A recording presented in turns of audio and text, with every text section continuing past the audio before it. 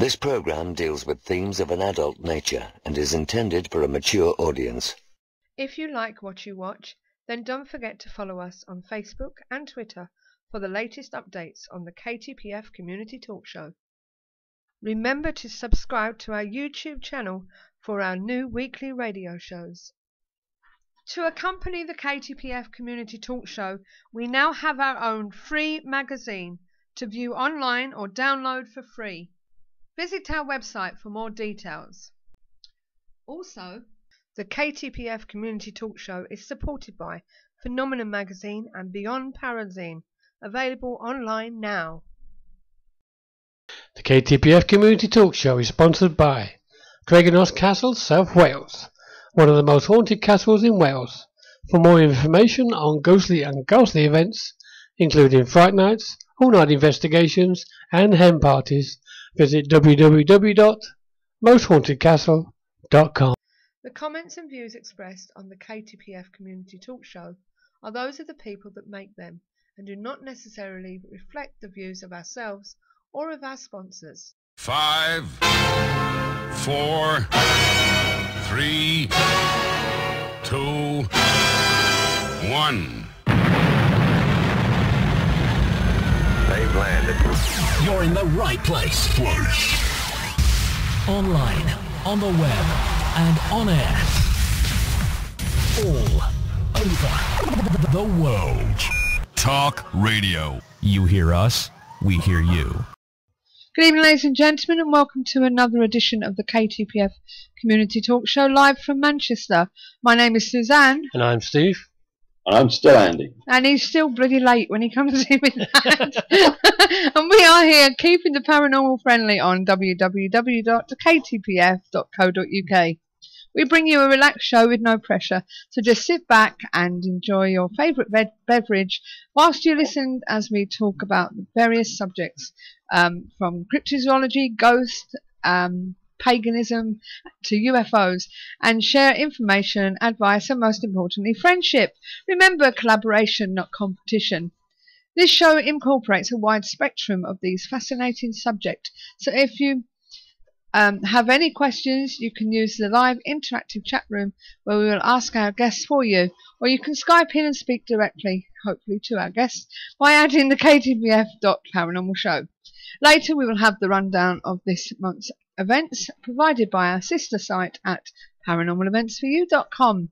We'd like to acknowledge those that are in the chat room and thank you for joining us tonight live, and also to those who will be listening to the radio replay on YouTube channel. So what's on tonight? Tonight we speak to a man by the name of Charles Walker, who is well known in the Fortean community, especially amongst the generation who grew up reading the Unexplained magazine, a publication which was for many readers their first exposure to the high strangeness of Clapham Woods in West Sussex. Clapham Woods is a beautiful scenic area of woodland and heathland located next to the sleepy village of Clapham, but its sinister reputation, is it really justified? The woods is said to be fully packed, from strange UFO sightings to unexplained fear and discomfort in visitors. But the real reason, which is why we're talking to Charles today, is about actually about the satanic cult activity that surrounded the mysterious woodlands. Charles Walker is one such individual who has been studying the history and supernatural and UFO aspects of Clapham since the mid-60s. One of the authors of The Demonic Connection and a council worker at the time, Charles claimed he was contacted by a spokesman for a cult called the Friends of Hecate, who asked to meet him in Clapham Woods. Walker cycled to the designated spot and was spoken at by a mysterious voice hidden in the bushes, who warned him off investigating Friends of the Hecate any further. The strange man in the bushes also warned Walker that the group had friends in high places and would tolerate no interference. We find out more about this mystery of these woods a little bit later. But first of all, just to say hello to Andy. How are you, Andy? I'm not too bad. I've got It feels like a bit of a cold, actually. A bit nasally, but otherwise, yeah, not too bad. Quite a busy week work-wise. Good. So all things good. You know about this Clapham Woods, don't you, Andy? Oh, I've been there many times indeed, both with Charles and with others as well. Fascinating place. There's definitely got an atmosphere to it at night. It certainly reminds me, or rather seeing the Blair Witch Project film, rather reminded me of spending nights in Clapham Woods. It's got that kind of eeriness to it. It's quite dense in places, and there are some quite strange, anomalous things occur that when I've been there, I've noticed as well. So, yeah, it's an interesting place, certainly. Yeah, well, apparently there's supposed to be reports of people feeling sick in the woods. Many suppose UFO sightings, grey mist appearing on paths in the woods, tree stump marked with pentagram. I think that was mainly that ring place, I think, Schattenberg Ring or whatever it was called. Canterbury Ring, yes. People experiencing being pulled by unknown forces, feelings of being followed, strange lights seen, lack of wildlife in the area. And on the A27, some people driving on this road, which borders the area, have reported strange feelings of not being in control of the vehicle, saying another force was directing it. Sounds very eerie. But we need to find out about how it all started and everything. I hate to say this, but 50% of what you just said you can feel in just about any woods in the country. Yeah, I know. I think we're going to have a Mr. Skeptic over there tonight. It's quite true, Steve, but I have to say it does have. I've been to many woods at night and lots of strange little woods, but that one particularly has an atmosphere to it that is a little odd. Unfortunately, it's become quite famous now, so chances of going there and not being anybody else wandering around that woods are pretty damn remote. Yeah, this is it. But certainly in the early days, you got a fairly strong ley line going through it still had that very creepy atmosphere to it.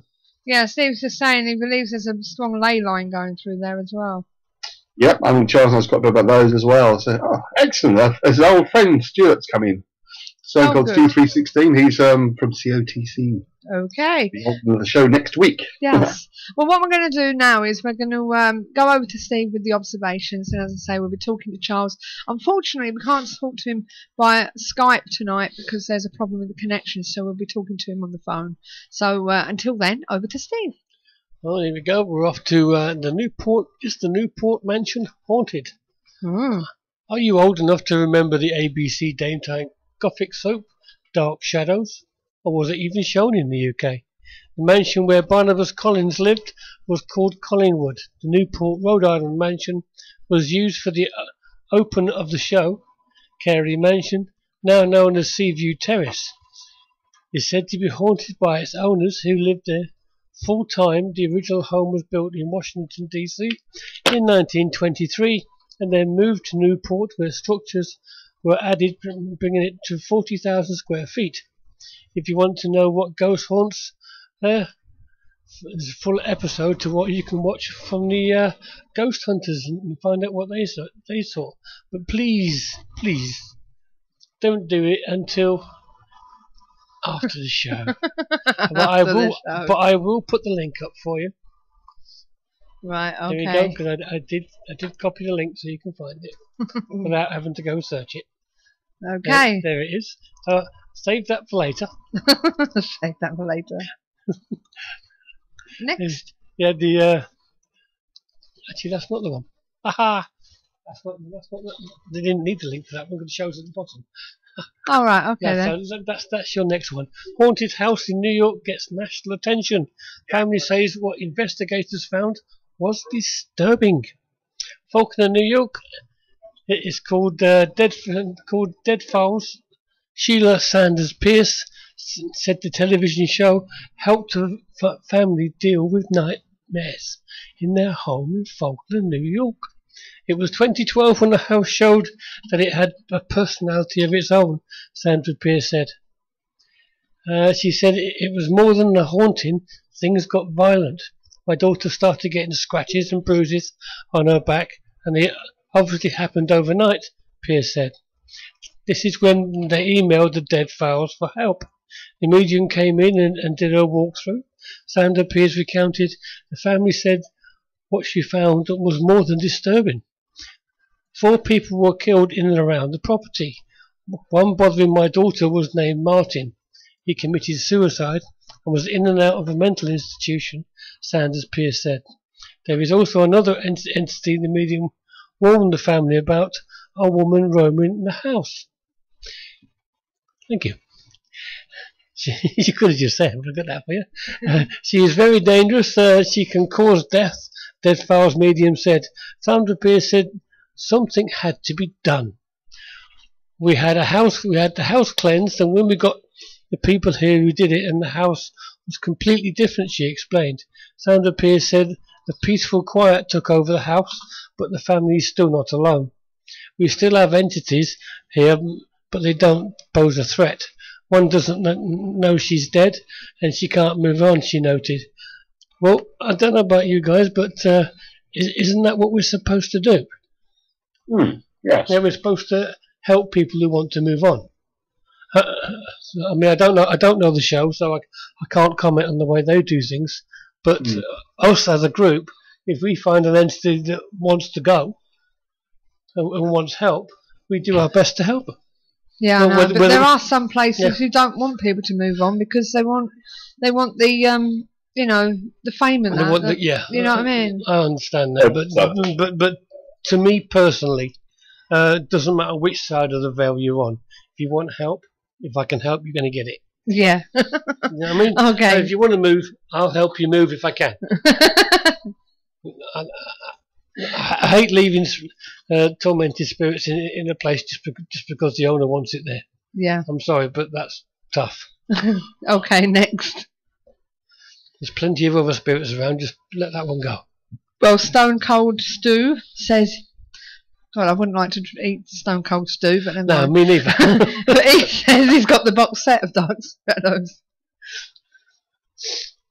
Sorry about that. That's right. Joke there. There goes your next one.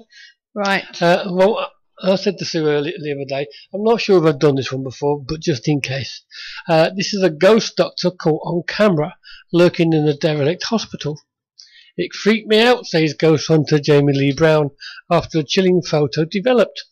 A terrifying ghost hunter probing the haunted derelict hospital was horrified to see spectral figure of a doctor lurking in one of her pics. Jamie Lee Brown, 21, was exploring the empty corridors of St Thomas's Hospital, a former Victorian workhouse in Stockport, when she took the eerie photo. The decorator was so unnerved by spooky footsteps above them, even though the building has no working stairs, that she and her team of amateur ghostbusters didn't check the image at the time. The paranormal enthusiast ran from the building in terror, but when Miss Brown developed the photo later, she said found a chilling surprise. The spectral doctor lurking in the background. She said to the Sun, "It freaked me out. It's standing in the lift shaft. It's really creepy to think my friend was just heading towards the area where the ghost was. We'd only got into the workhouse for a laugh and to look around. We kept hearing noises above us, like shuffling footsteps, but hadn't actually seen anything. Thousands of psychiatric patients were treated at St Thomas's, formerly known as Shore Heath Hospital, over the years, and the abandoned building had been closed for more than a decade, but was once a barbaric Victorian workhouse known as the Grubber, where inmates were packed like sardines in a tin. 3 years ago, the structure featured an episode in the paranormal investigation show Most Haunted. Other figures from beyond the grave have been seen at the site, including that of a woman dressed as a nurse or a nun, according to ghost spotting website Paranormal Database. So there we go. It looks very much like a scene out of a horror film, doesn't it? It does, yes. One of Grave Encounters, that was set in a lunatic asylum. It looks very much like a scene from that, I must admit. Yeah. It's interesting. I mean, certainly, if it's a genuine photograph, it's pretty impressive. But we do wonder about photographs, certainly. But yeah, unfortunately, yes, photographs are quite easy to manufacture. Unfortunately, there we go. Ghost terrifies actors on set of drama of Enfield Poltergeist. The malevolent activity filming on the Enfield haunting for Sky Living was left in chaos after the spirit turned cameras off, terrifying those on set. Actors filming a poltergeist drama were left terrified when a ghost caused havoc on set. The drama, named The Enfield Haunting, looks at the real-life events from the 1970s when the Hodgson family from North London were targeted by an evil force, which sent furniture flying around and even possessed their 11-year-old daughter, Janet. Recording and photographs from the time see Janet taken over by a spirit, speaking in a harsh male voice and even levitating off the bed. Executive producer Jamie Campbell revealed every time our photographer came on set, his camera broke. It annoyed him but terrified the rest of us. In fact, three different lenses broke, and this is the first time this has happened in 25 years. Oscar-nominated Timothy Spall plays paranormal investigator Maurice Grosse in the Sky Living drama. Had to listen to the original tapes of the malevolent spirit talking through 11-year-old Janet, and the experience left him shaken. He admitted to the Star, "It frightened me to death." The 3-part supernatural drama will debut on Sky on Sunday and details the paranormal activity from London Borough in 1977. Adopted from Guy Lyon Playfair's book, This House is Haunted, the drama draws on a documentary readings and witness statements from the incident. To this day, the alleged haunting remains one of the most notorious, widely discussed in British history. The plot reveals around Maurice Grosse, played by Timothy Spall, who investigates the strange happenings of the family home. His sceptical co-investigator, Guy Lyon Playfair, is played by Matthew McFadden. Well, it debuted last Sunday, but it people did. could watch it. They could pull down the other 2 series online. But what I can't understand is, to be honest with you, that they were nowhere near the said house. Yeah. They were nowhere near the said children. Who are now grown up. Wherever they filmed, are they? You know what I mean? It doesn't sound right, does it? Really? It's a set it's filmed on anyway. Yeah. Well, this is it. Well, all of a sudden, the Enfield poltergeist or whatever has come and thought, well, you're not going to portray this or something, and therefore we're going to try and stop you. It doesn't sound right. Well, it It's doesn't. promotion for the program, isn't it? Yeah, it is. I mean, it doesn't have to be a spirit connected to it at all. But talking about the actual program itself, we actually downloaded all the things down, didn't we? All 3 of them. Yeah. Because you could download them from Sky. Quite a few people did that. Yeah, quite a few people did, plus the extras. Yeah. Personally, it's more drama than substance to me. Yeah, I didn't know what to think about it. There was very little substance about the actual haunting in the show. Yeah. Did you watch it, Andy? I haven't yet, no. I've had the chance. I've done the same as you. I've downloaded all 3 of them, but I haven't seen it yet. Well, yeah, we pulled down all the extra bits as well, you know, but after we watched it, it was like, you know, we just couldn't. It was like much of a muchness, really, wasn't it? I mean, there was so much they could have put in there. I mean, like the family barricaded themselves in one bedroom to protect themselves. Like Janet in particular, hovering past the window so people see her outside. Yeah, Stuff like that. Yeah. A lot of the police witnesses. Yeah, a lot of the main things that were supposed to have happened. Yeah, wasn't there. No, not really. So to me, it was more drama than substance. Yeah, that's the trouble. Dramatisations do tend to become very heavily distorted. Yeah. I mean, as a drama, brilliant. It was good. Yeah, but as portraying what it was supposed to be portraying. Nah, sorry. No. Not enough substance. I might put something on the Facebook page actually and see whether I can get other people's opinions and see what they say. Yeah, that'd be good to find out what everybody else thinks of it. Okay, what's next then, Steve? Yes, we're going to tell you about a lady who thinks she's being haunted by her dead brother. I see. Yeah, Vectraman said that they concentrated too much on Timothy Spall's subplot about his daughter. Yeah, they did. Yeah, well, this is it. You know. I mean, it was interesting, but only as a drama, and not. Yeah.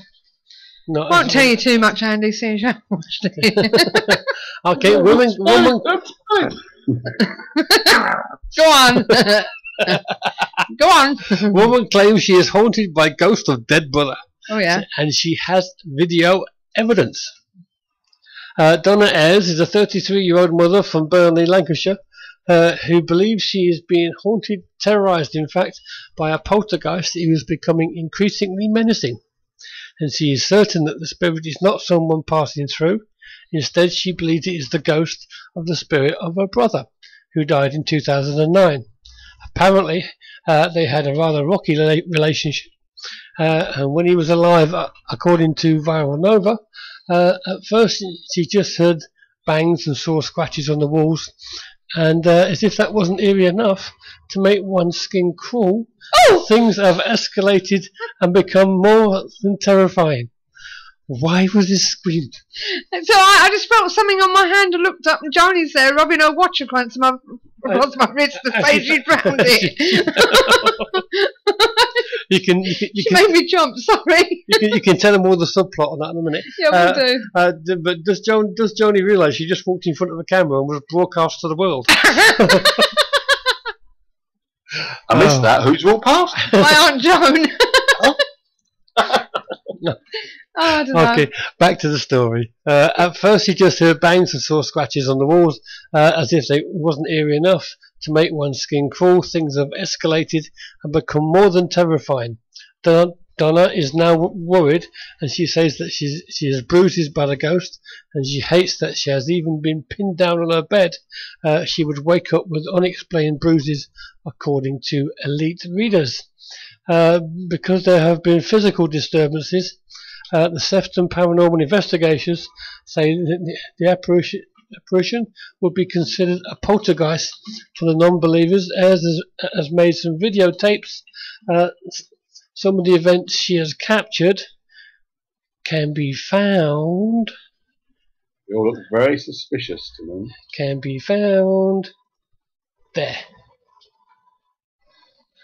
And to me, watching one of them at the moment, this Metal Cup movie about. Yeah, this looks like a totally fake to me.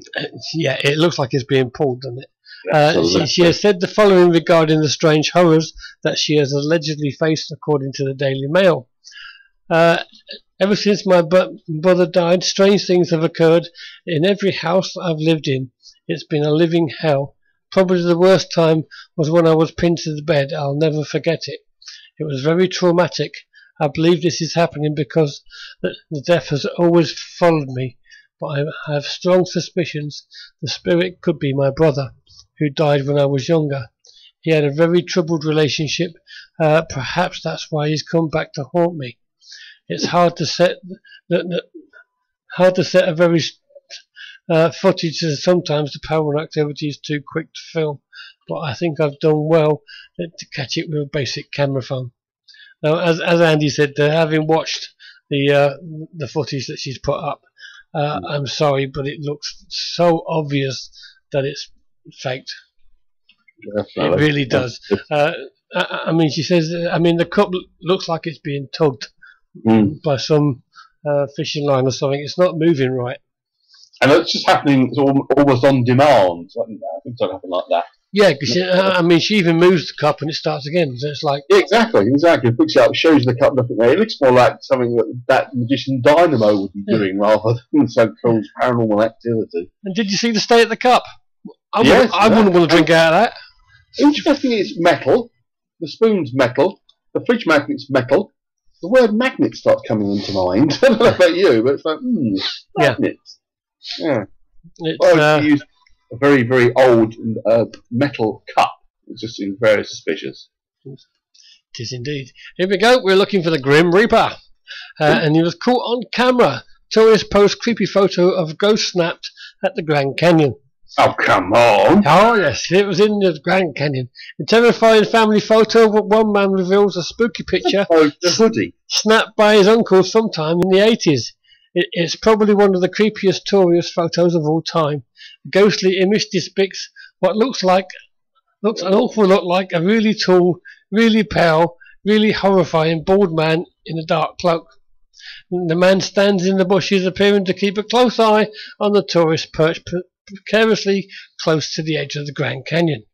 According to the Redditor Zombie Gandaffi, his uncle and some friends were on the trip when they decided to stop and take some pictures. They spent 15 minutes snapping photos, sure that they were the only visitors in that particular section of the canyon that day. It wasn't until weeks later that ZG's uncle had the photos processed, and he noticed a very strange, undeniably creepy man standing in the bushes nearby. In the picture, not far behind my uncle, was a man dressed all in black with a pale white skin, standing there in the bush, just staring at the camera with a knowing smirk on his face. My uncle and his friends claimed they did not know the man and that they were the only ones on the spot. The Grand Canyon was vacant of tourists at this time of year. Could an unsettling amateur photographer have snapped an image of the Grim Reaper? He prepared to take a soul? Or was it just some rounded shoes albino dude in a black coat hanging out in the Grand Canyon? You decide. Dude. Obviously, there's no way to prove whether the image is real or a total hoax. We either take ZG's word or we don't. To be perfectly honest, it doesn't really matter what you decide. The image is there. Yes. And it does look a bit spooky, but it's one of those things when you see pictures like that, because you're not actually there. I have a question for the picture. Well, not for the picture, you're going to ask the question for the picture, but why is it a white guy? You know, why would the Grim Reaper be a white guy? You see what I'm saying?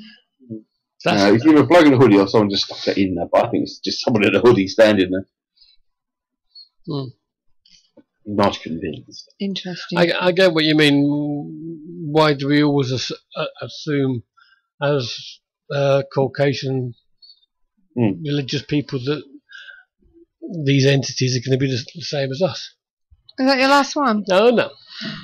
He's got loads. I got another one. And this one is Andy's fault because he sent it to me. Is this your last one? Yes. Good. Did a ghost photobomb this family? Holy snap. Mystery, eerie apparition lurks behind the kids.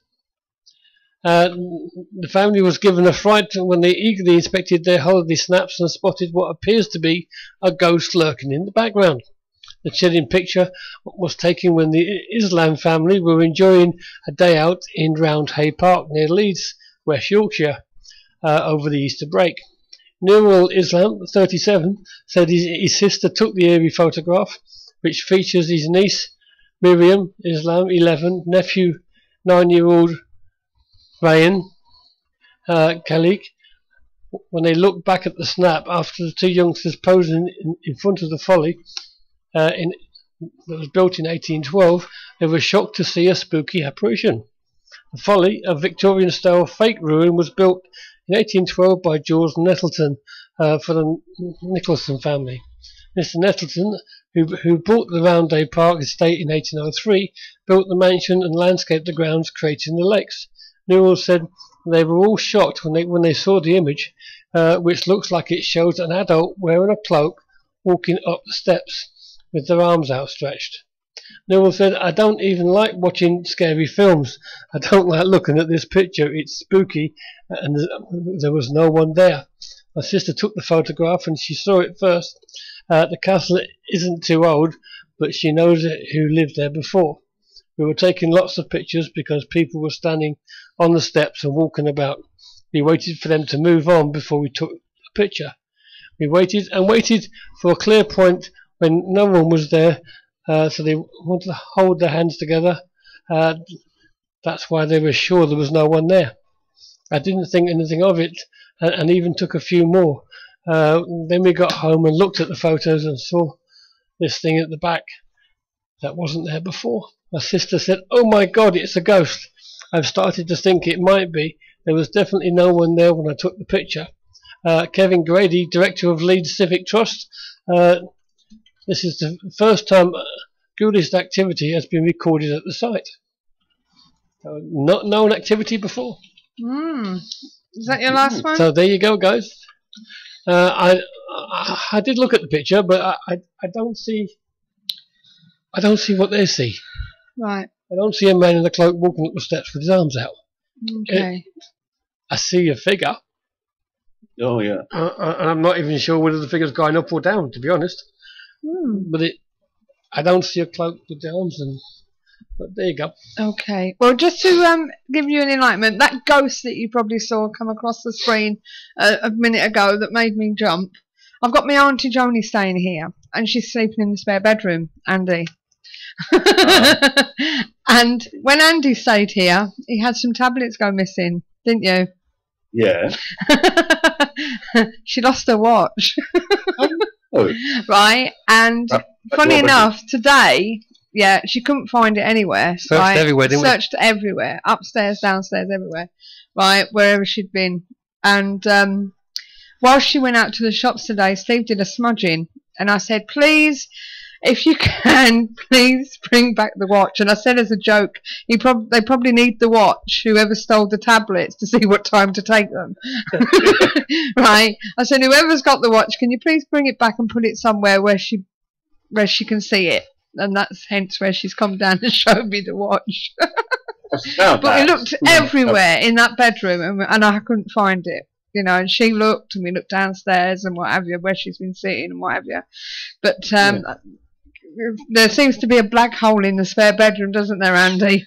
Absolutely. I mean, they might never turned up, did they? I mean, no, they didn't. A few vitamins. They're not like, fortunately, it wasn't like health pills. You have to take vitamins for a few of them, and that's what it was. But yeah, it's bizarre. They vanished. Yeah. So, right. Just to let you know, guys, if we have any problem with live stream, I should have mentioned this before.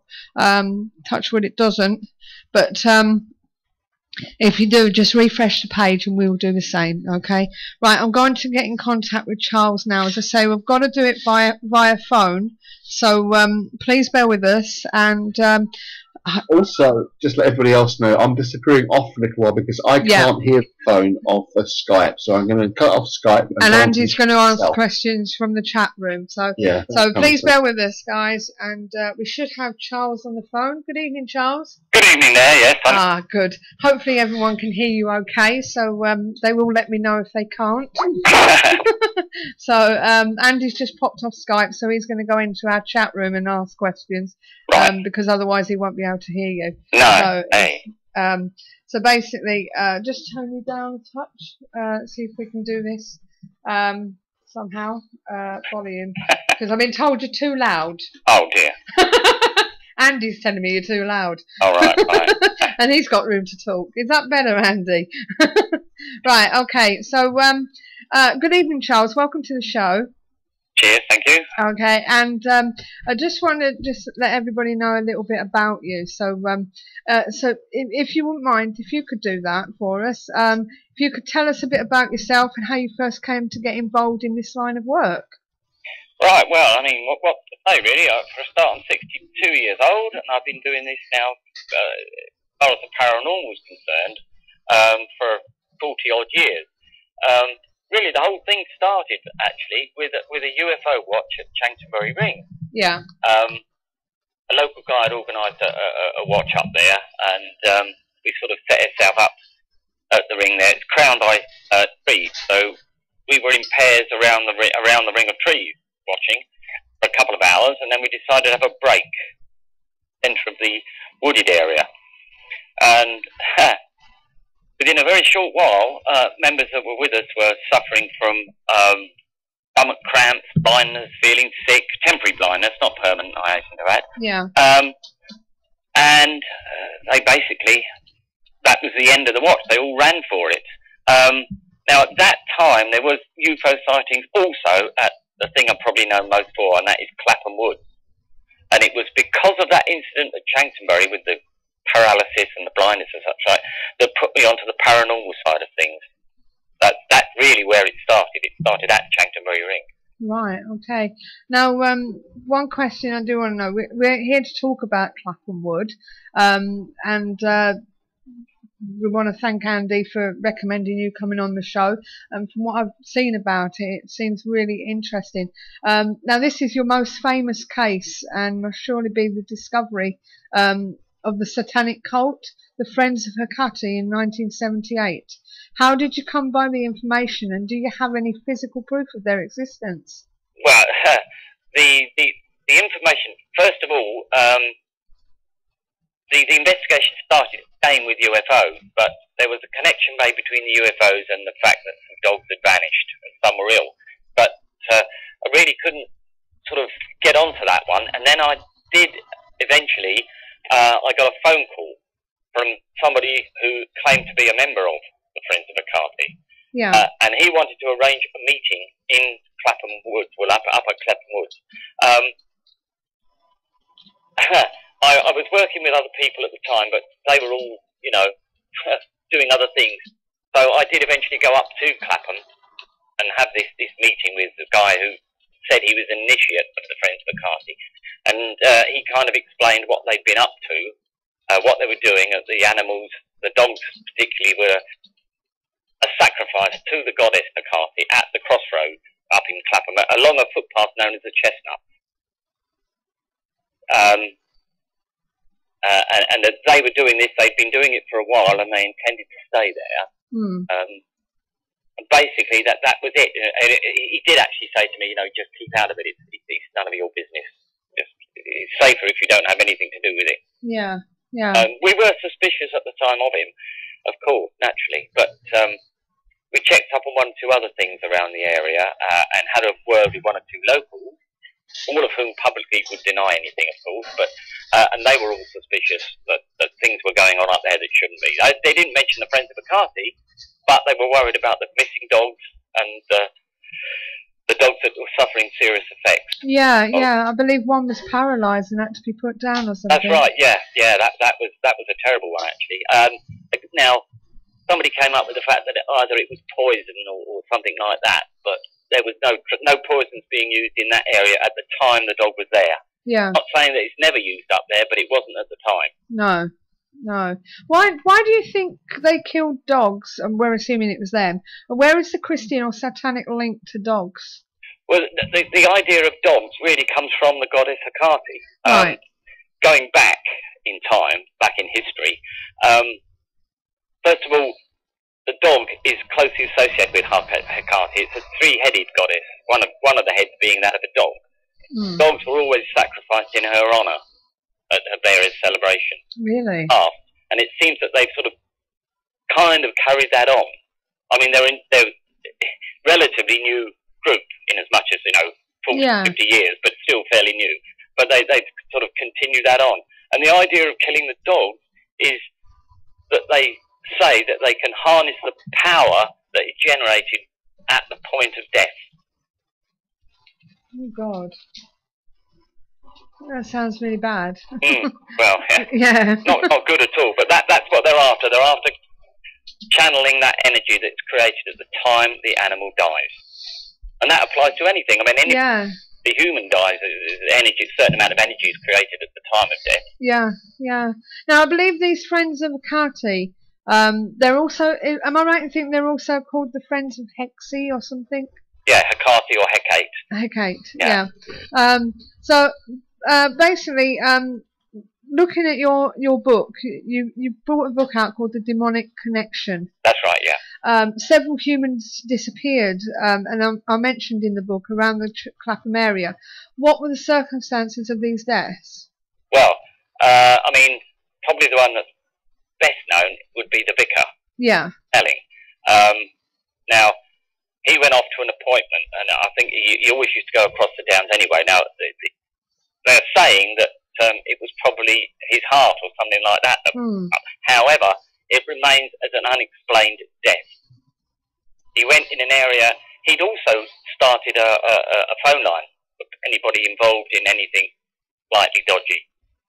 That is, he's classifying there as witchcraft, Satanism, whatever you like, anything non-Christian, basically. Yeah. And it's shortly after that he disappeared.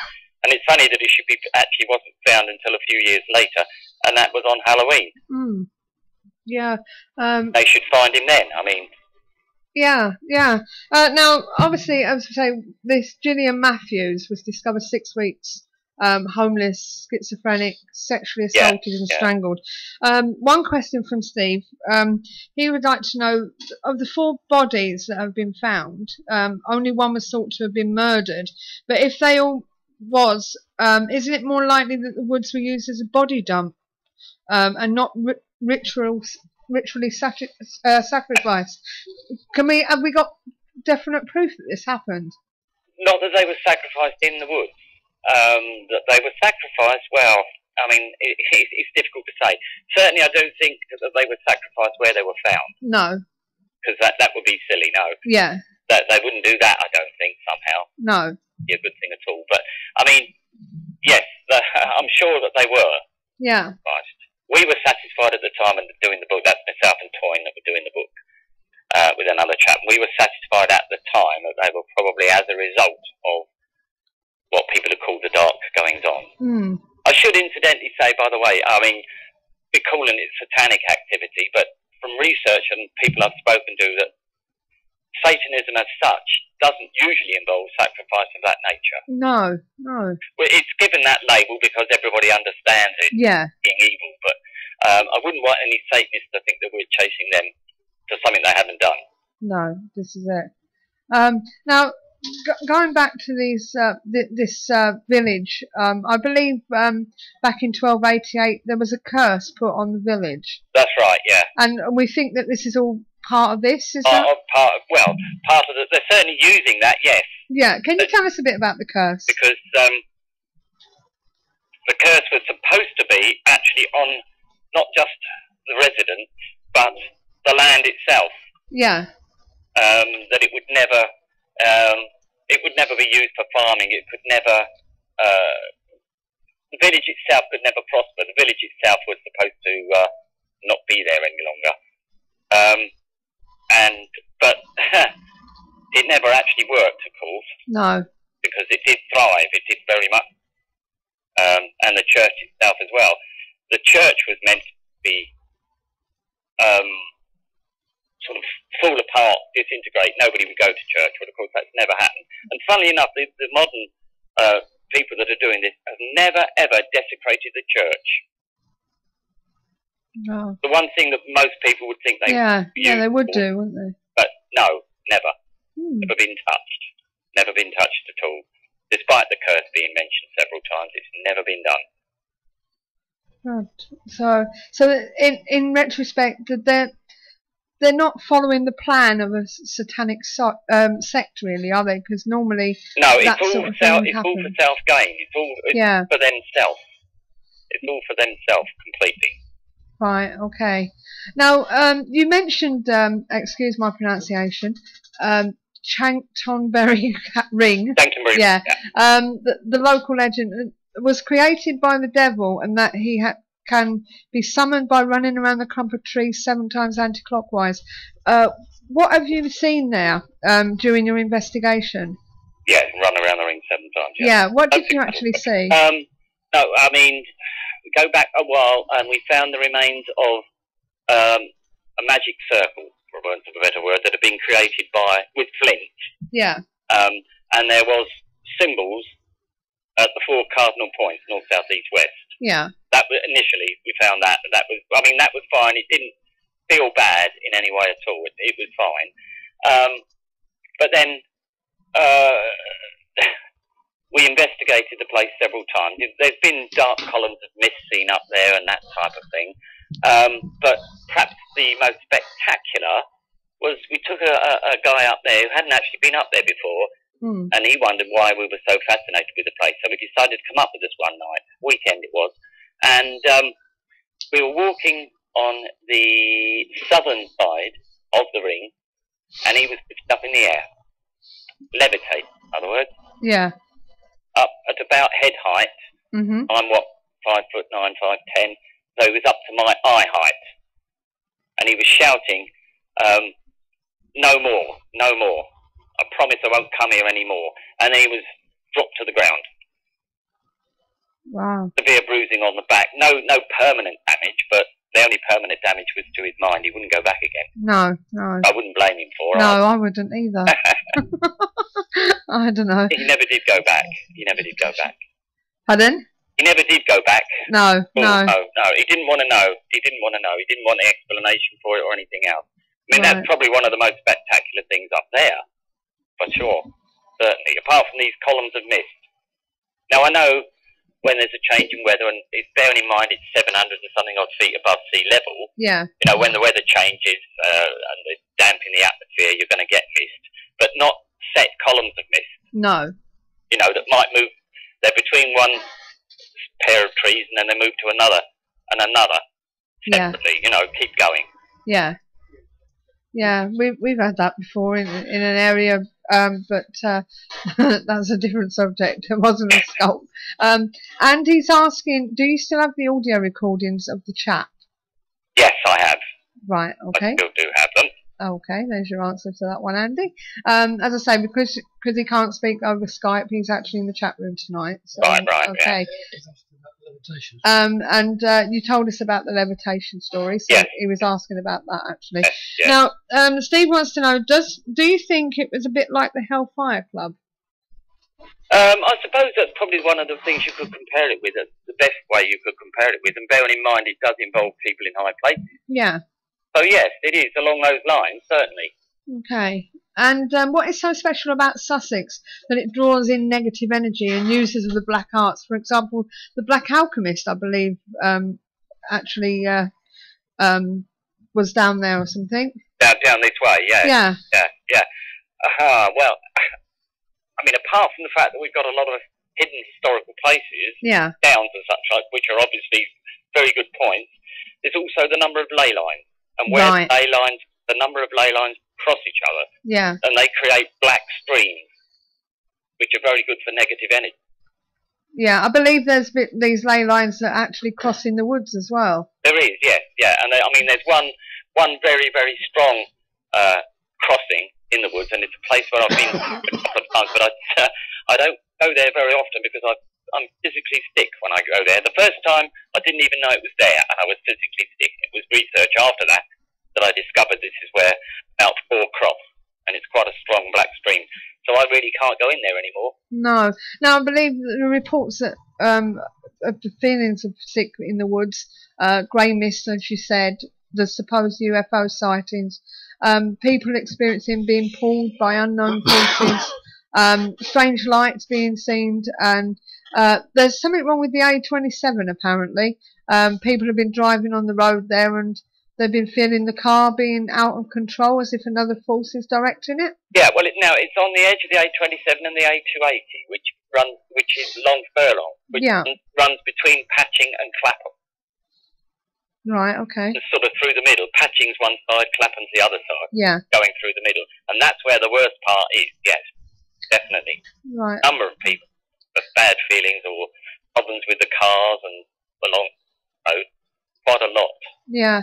Do you think the horses that had gone missing was also part of this problem? That's down to the Friends of Acati? Because I mean that was a strange one. Yeah. I mean, somebody was riding and they got off the horse, tied it to a tree, and wandered off in the woods to relieve themselves. When they came back, no horse. But the thing is, no hoof prints to indicate which way it had gone. Only the prints that were there when they went up to where they are, but none going back, left or right, or forward. So where on earth did the horse go? I mean, you can't pick up a horse and take it away. No. So that is a mystery one. I mean, that is where the ufologists come back in, because they say it was beamed up or something. Yeah. I mean, I'm sorry, I don't go along with that. No, I mean, yes, UFOs, I don't deny there might be spaceships up there somewhere, perhaps, visited by whatever, but no, beam me up, Scotty. No, sorry. Not this is it. So that is a mystery. Right, they did take it. How? Yeah. Where did it go? We've never solved that one. Perhaps it turned into Pegasus. Yeah, it could be. I'm serious on that one. No idea. Now, I believe there's a disused manor house in the area. It used to be. It is actually used now. Is it? It is occupied. And you found a painting there. That's right, the demonic mural. Can you tell us a bit about that? One of the outbuildings, actually. Yeah, what is it about this mural? Well, I mean, it's a fiery female goddess holding either an orb or something up just at face level. And it was big. It was on a wall, a big wall. I mean, it was very, very well done. Yeah. Well done indeed. Now there was indication that actually somebody in the village, who was well known, quite well up in the village, owned all of the property, was actually paid to allow them to use that inside, so that they could do things undercover rather than out in the open as they'd previously done. And that was part of their, I suppose it might be like in front of an altar or something. It was something that they worshipped, revered. It was very well done. I mean, whoever did it was pretty good at artwork. Right, okay.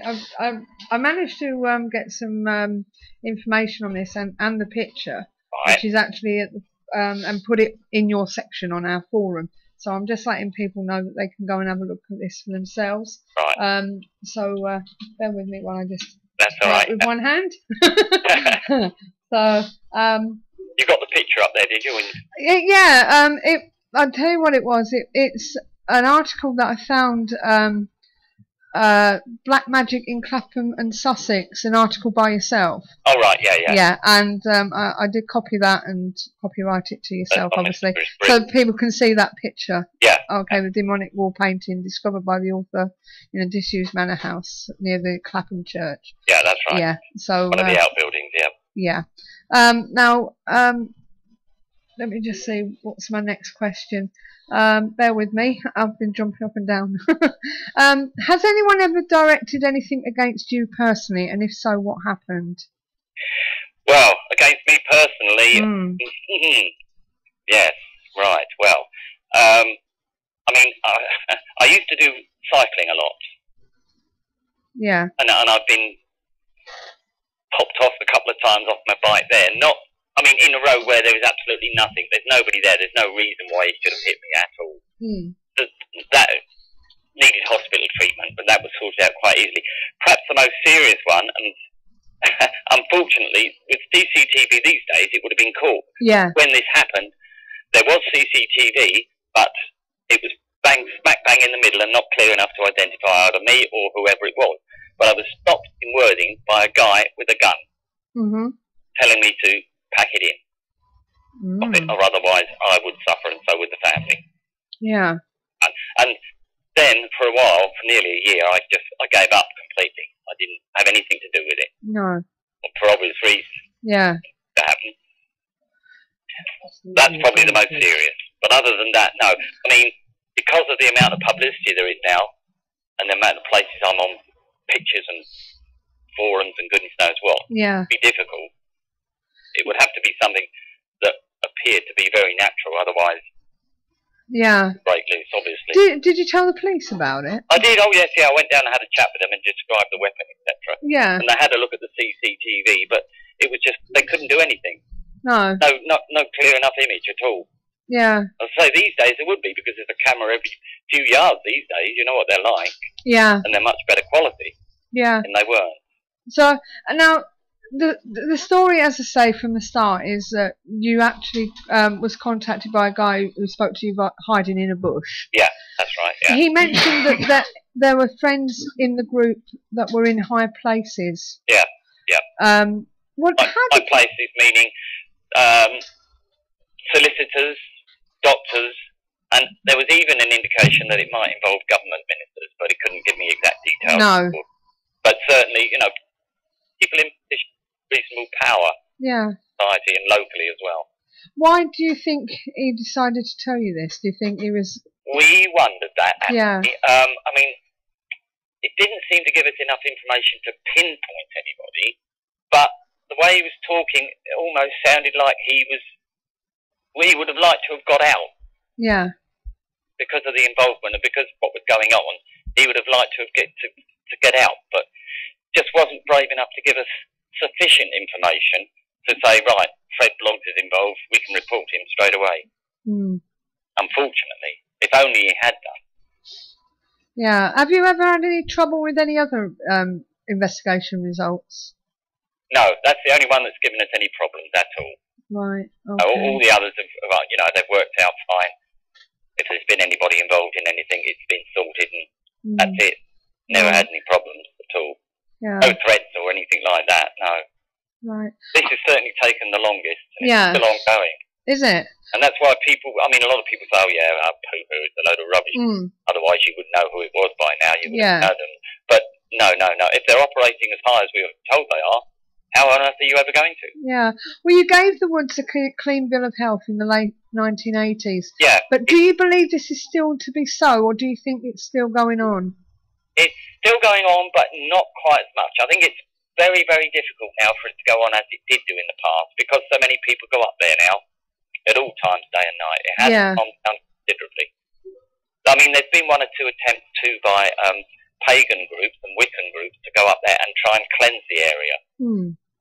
But to a degree they've been successful, but not as much. No. I think things actually are going to quieten down again now, simply because when it initially happened, they were using an area along a footpath known as the Chestnuts.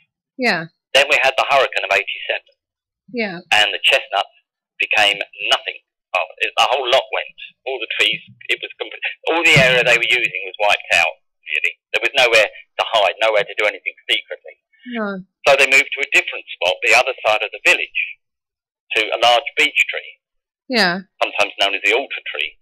Well, now, because of the weather we've been having and the winds and the storm and the age of the tree, very large chunks of that have come down now, and it was extremely dangerous to operate underneath it. I don't even like going up there to look at it, stand too close, because we're talking serious sizes of branches coming down. And so I think it's quietening down again now. I'll probably be looking for another site somewhere. Right. I mean, they always said they would never give up Clapham, but I think that nature has caught them out. Yeah. Now, Andy, can you mute the show for a minute, babe? Sorry? Can you mute the show for a minute? It is muted. Oh, good. Now you've had some input with this Clapham Woods, haven't you? So it's not just Charles. Oh God, no! I've been out with Charles on a number of occasions. We used to both be involved in a group a few years ago, and we had regular adventures around that wood, certainly. Yeah. So, can you tell us your opinions? You know, your feelings about the place. Well, I must admit, I've not been there. God, it must be getting on for about 10 years now since I had a chance to go down there. Certainly at the time, some of the areas we investigated with Charles had very definite activity. I mean, one particular occasion, I can remember a small clearing that we used to use. It was quite close to where Charles had his encounter with the individual in the bushes.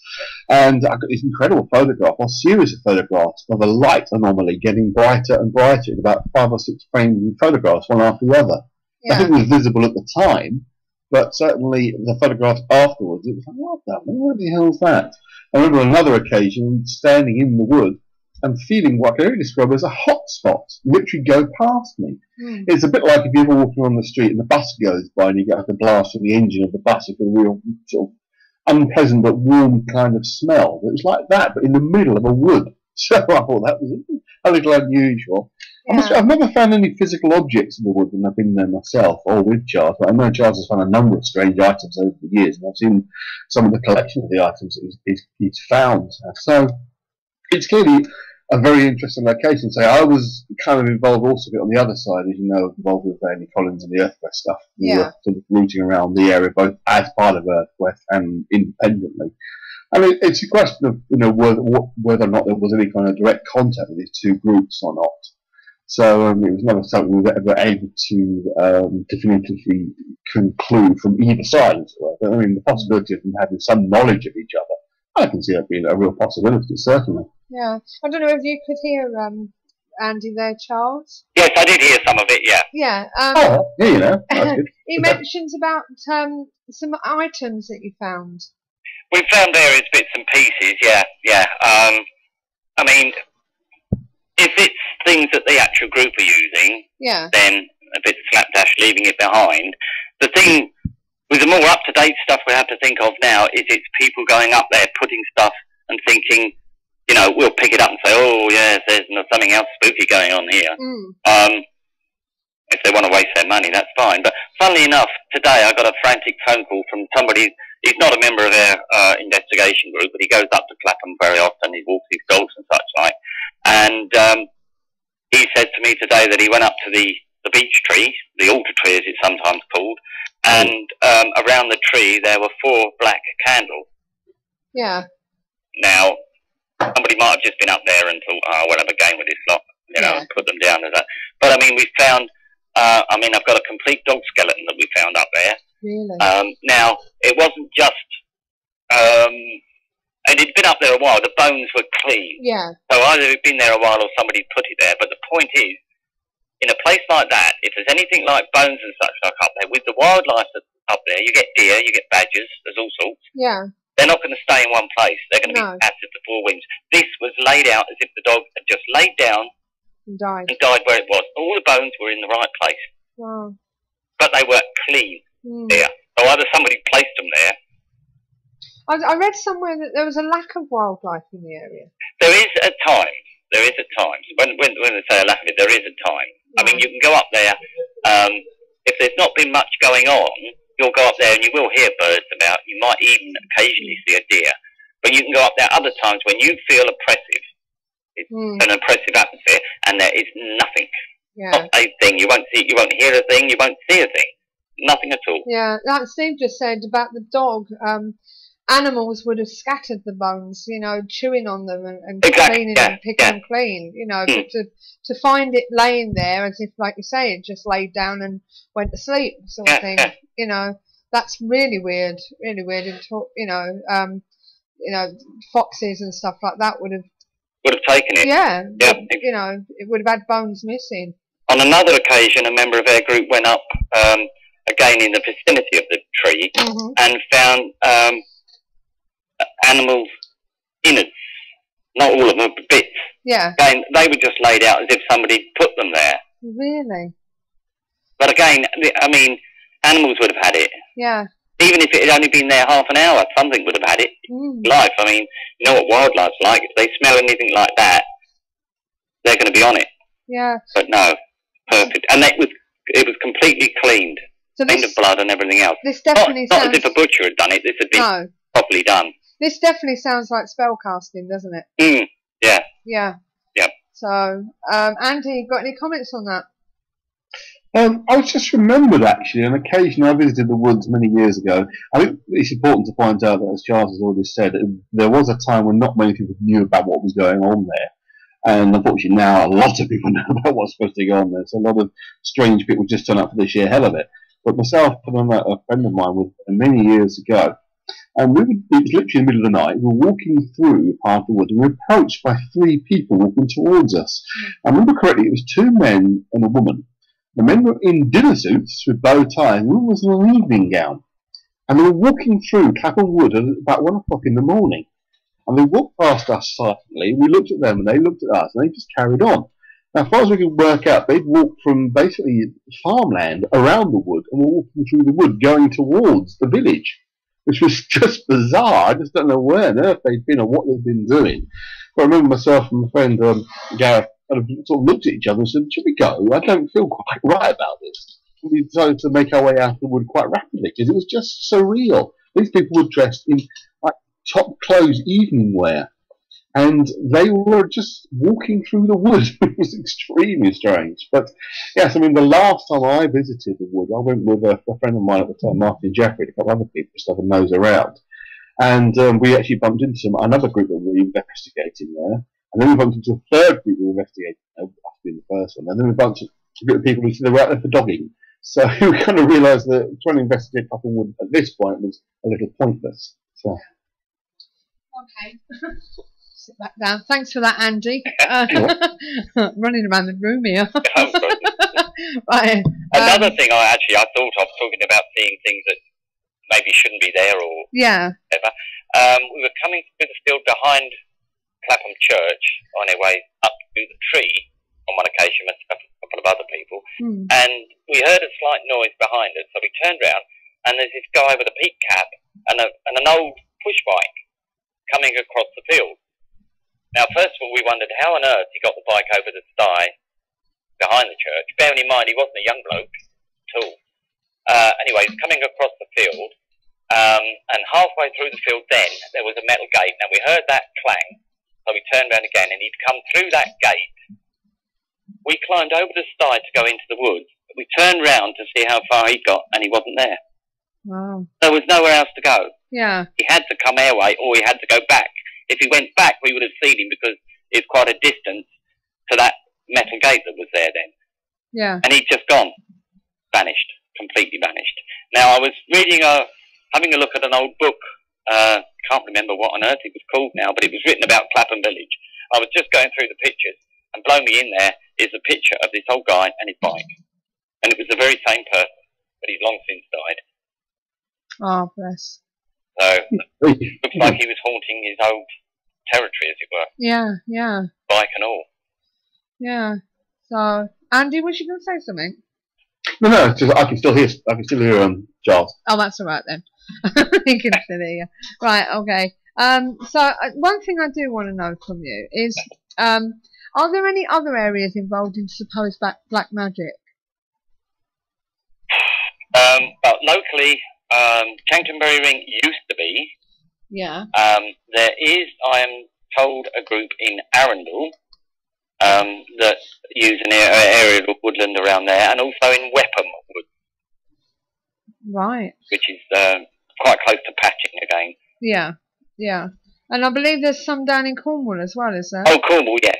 Cornwall, definitely. There was talk that perhaps FOA could got a little cult down there as well. I'm not sure on that, but I know it goes on down there, and also in the other direction, Essex way. Yeah.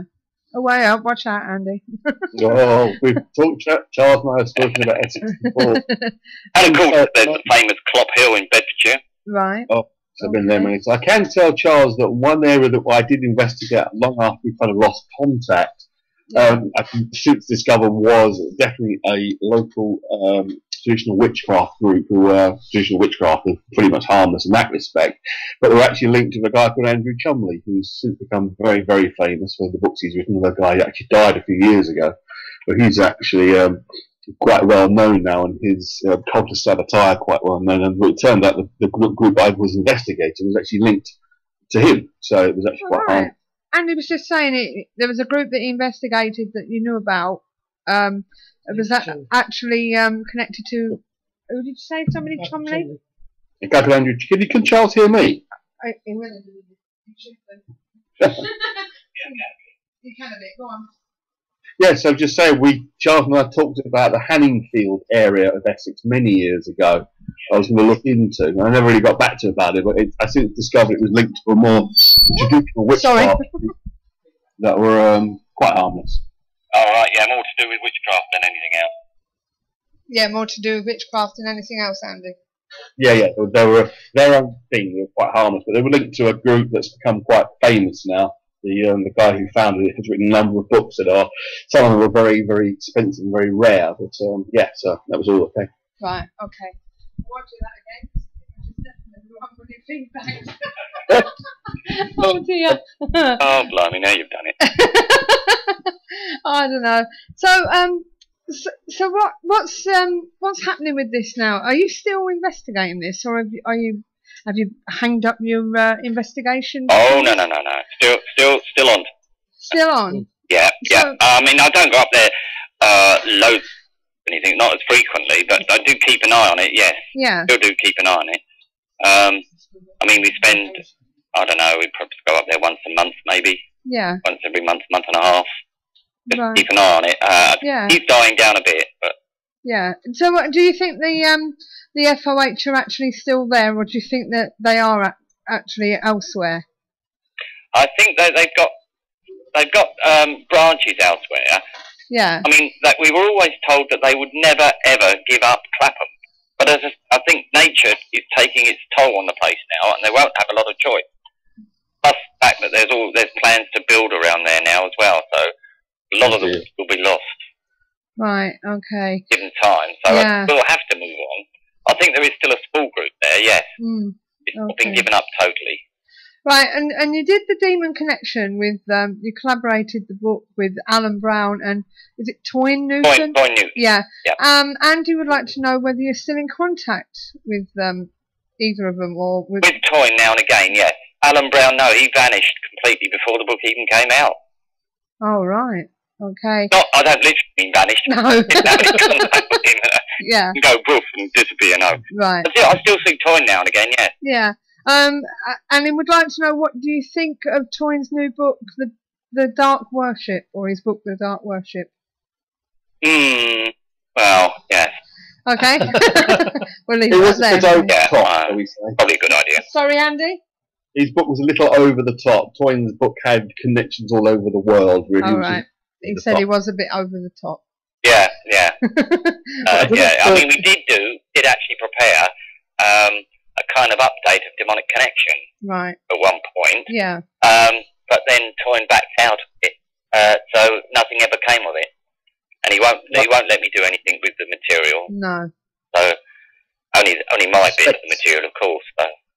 Well, I expect some of it is That actually remains Dark hidden, Worship reading it. Do you want, Andy?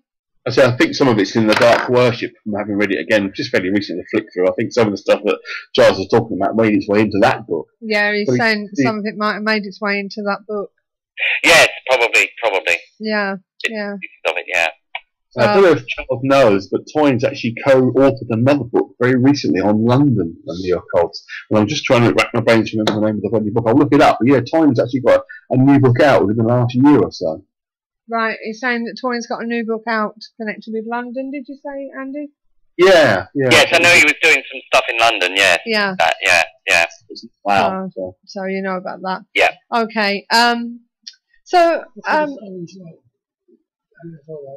is there any more UFO sightings there? Steve's saying something about an orange light. Yeah, there was one recently, actually. Yeah. Yeah. But nothing seems to have come up that one at the moment. No. People are still looking into it. They can't seem to get any comment from any of the airports or anything like that. That's one that's held at the moment. There hasn't been very many UFO sightings in that way anymore. No, there isn't. It's been very quiet, really. Right. Okay. So it's quieted down quite a lot since you started investigating the place. Oh yeah, good heavens! It's nowhere near as hectic as it used to be. Not by a long way. Right. I mean, people are still a little bit cautious about taking their dogs for a walk up there. Yeah. Do tend to keep them on the lead more now than they ever used to. I believe some of the animals become aggressive and uneasy or They something. do, yeah.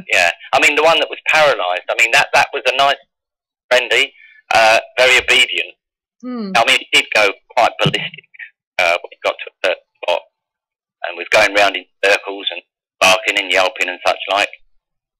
Okay. Until they got it away from there, then it calmed down, but it was soon after that, of course, that it was the paralysis there. Yeah.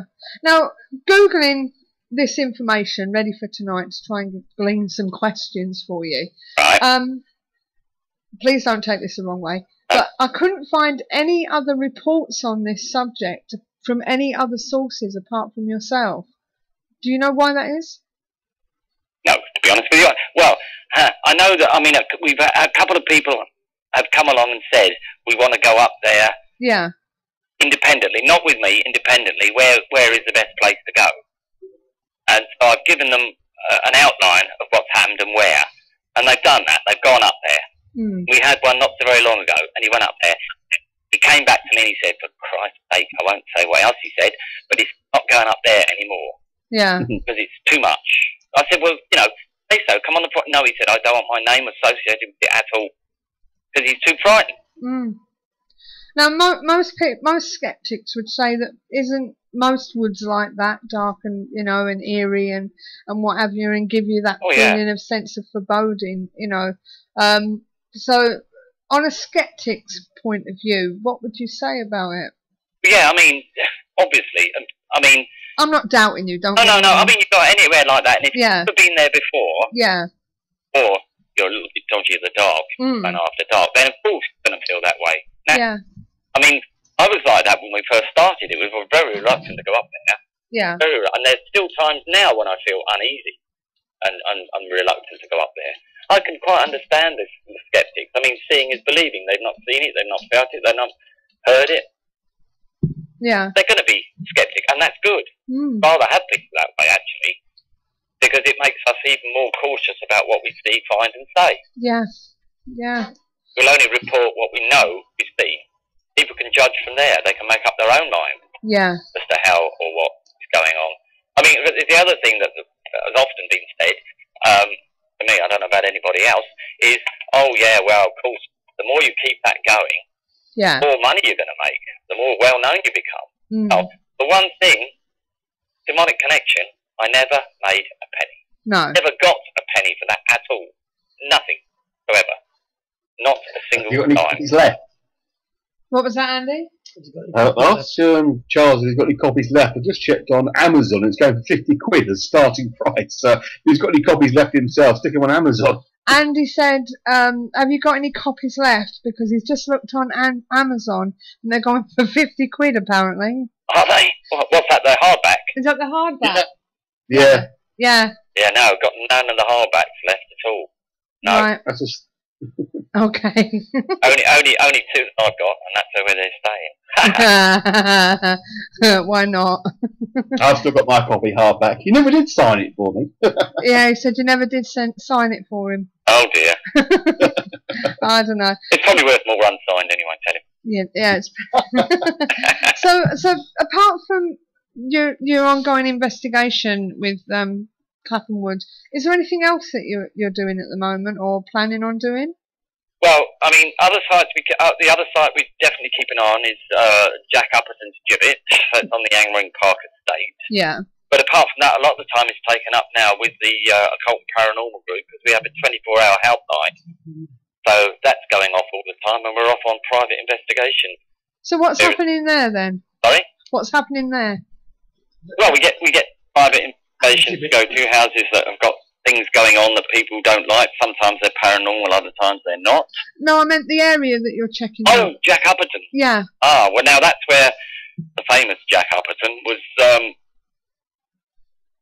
No, he wasn't actually hung there. He was actually hung in Horsham, and then he was put in one of those cages and hung from a tree near the old coach road. Right. As a deterrent for anybody else thinking of robbing the mail coach. Yeah. Is what he did with a couple of other people. Right. They kind of got away with it. He was the one that got caught and hung for it. Right. Okay. Now there's a lot things going on there with figures being seen. Yeah. The old coach being heard. Old coach road. That type of thing. Yeah. We've had one member of the group went up there with another person, and they were thrown to the ground. Really? By we assume it's that could be anything else. Yeah. Anybody else, we don't know. But there's a post there marking the spot where he was caged up on the tree, and that is very active up there. I mean, on one occasion we went up there and we didn't take an EMF meter like that. Yeah. But no, sorry, we took an EMF. We didn't take any audio recording, but we had the EMF meter. And sorry, say that again. Sorry, I said we had audio equipment with us. Yeah. We didn't have audio. I'll get it right in a minute. We didn't have audio equipment. We had an EMF meter. Somebody said something about what Jack had done. Yeah. I can't remember what it was now. And the meter ticked to the highest point and back again. Yeah.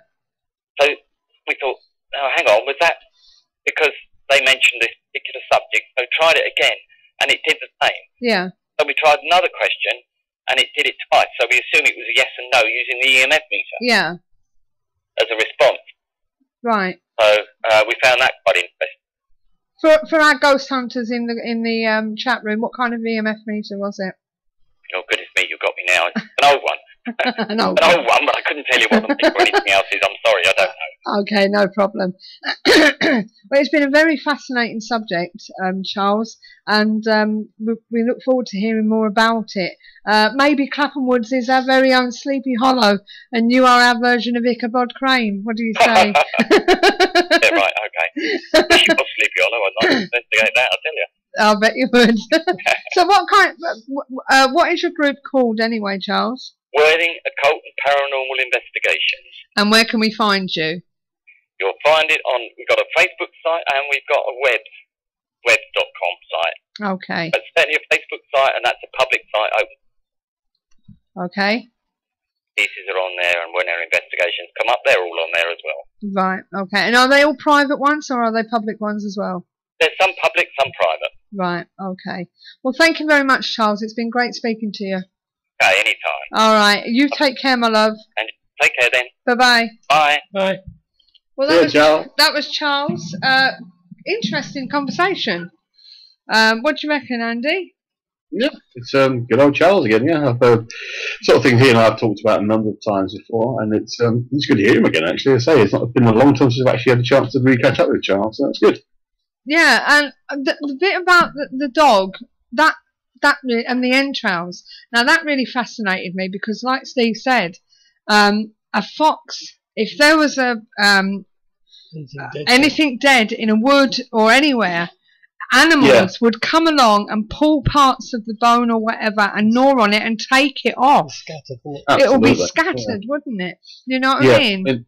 It's that stuff is pretty strange, pretty brutal and nasty as well. I mean, it's a difficult one because I mean, obviously it's not so questions Charles can really answer, but it seems a very odd name for a group like this. Yes. And the Hecate or Hecate herself is a triple-headed goddess. It's representing sort of youth, adulthood, and old age. You know, the closest to sort of negative energy, if you want, is the old age crone one. But even that's kind of stretching it a little bit. So it's always odd.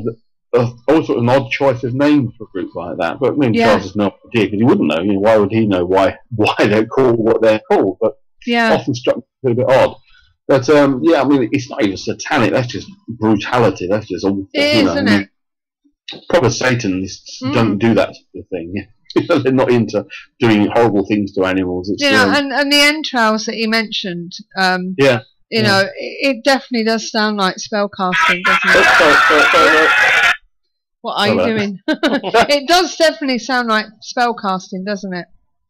Absolutely. I mean, I can point you in the direction of various books that do talk about use of animal body parts and sacrificing of animals in rituals to summon up evil spirits. So things like the Grimoire Infernals we talked about before, the Grand Grimoire. I mean, there are this Book of the Spirits of Place. There are spells, shall we say, or conjurations of that nature in those sorts of books that you can actually get a hold of and read and actually make use of yourself if you really want to. But it's strange, yeah. I just thought of a question. I could have asked him, but I'll ask you instead.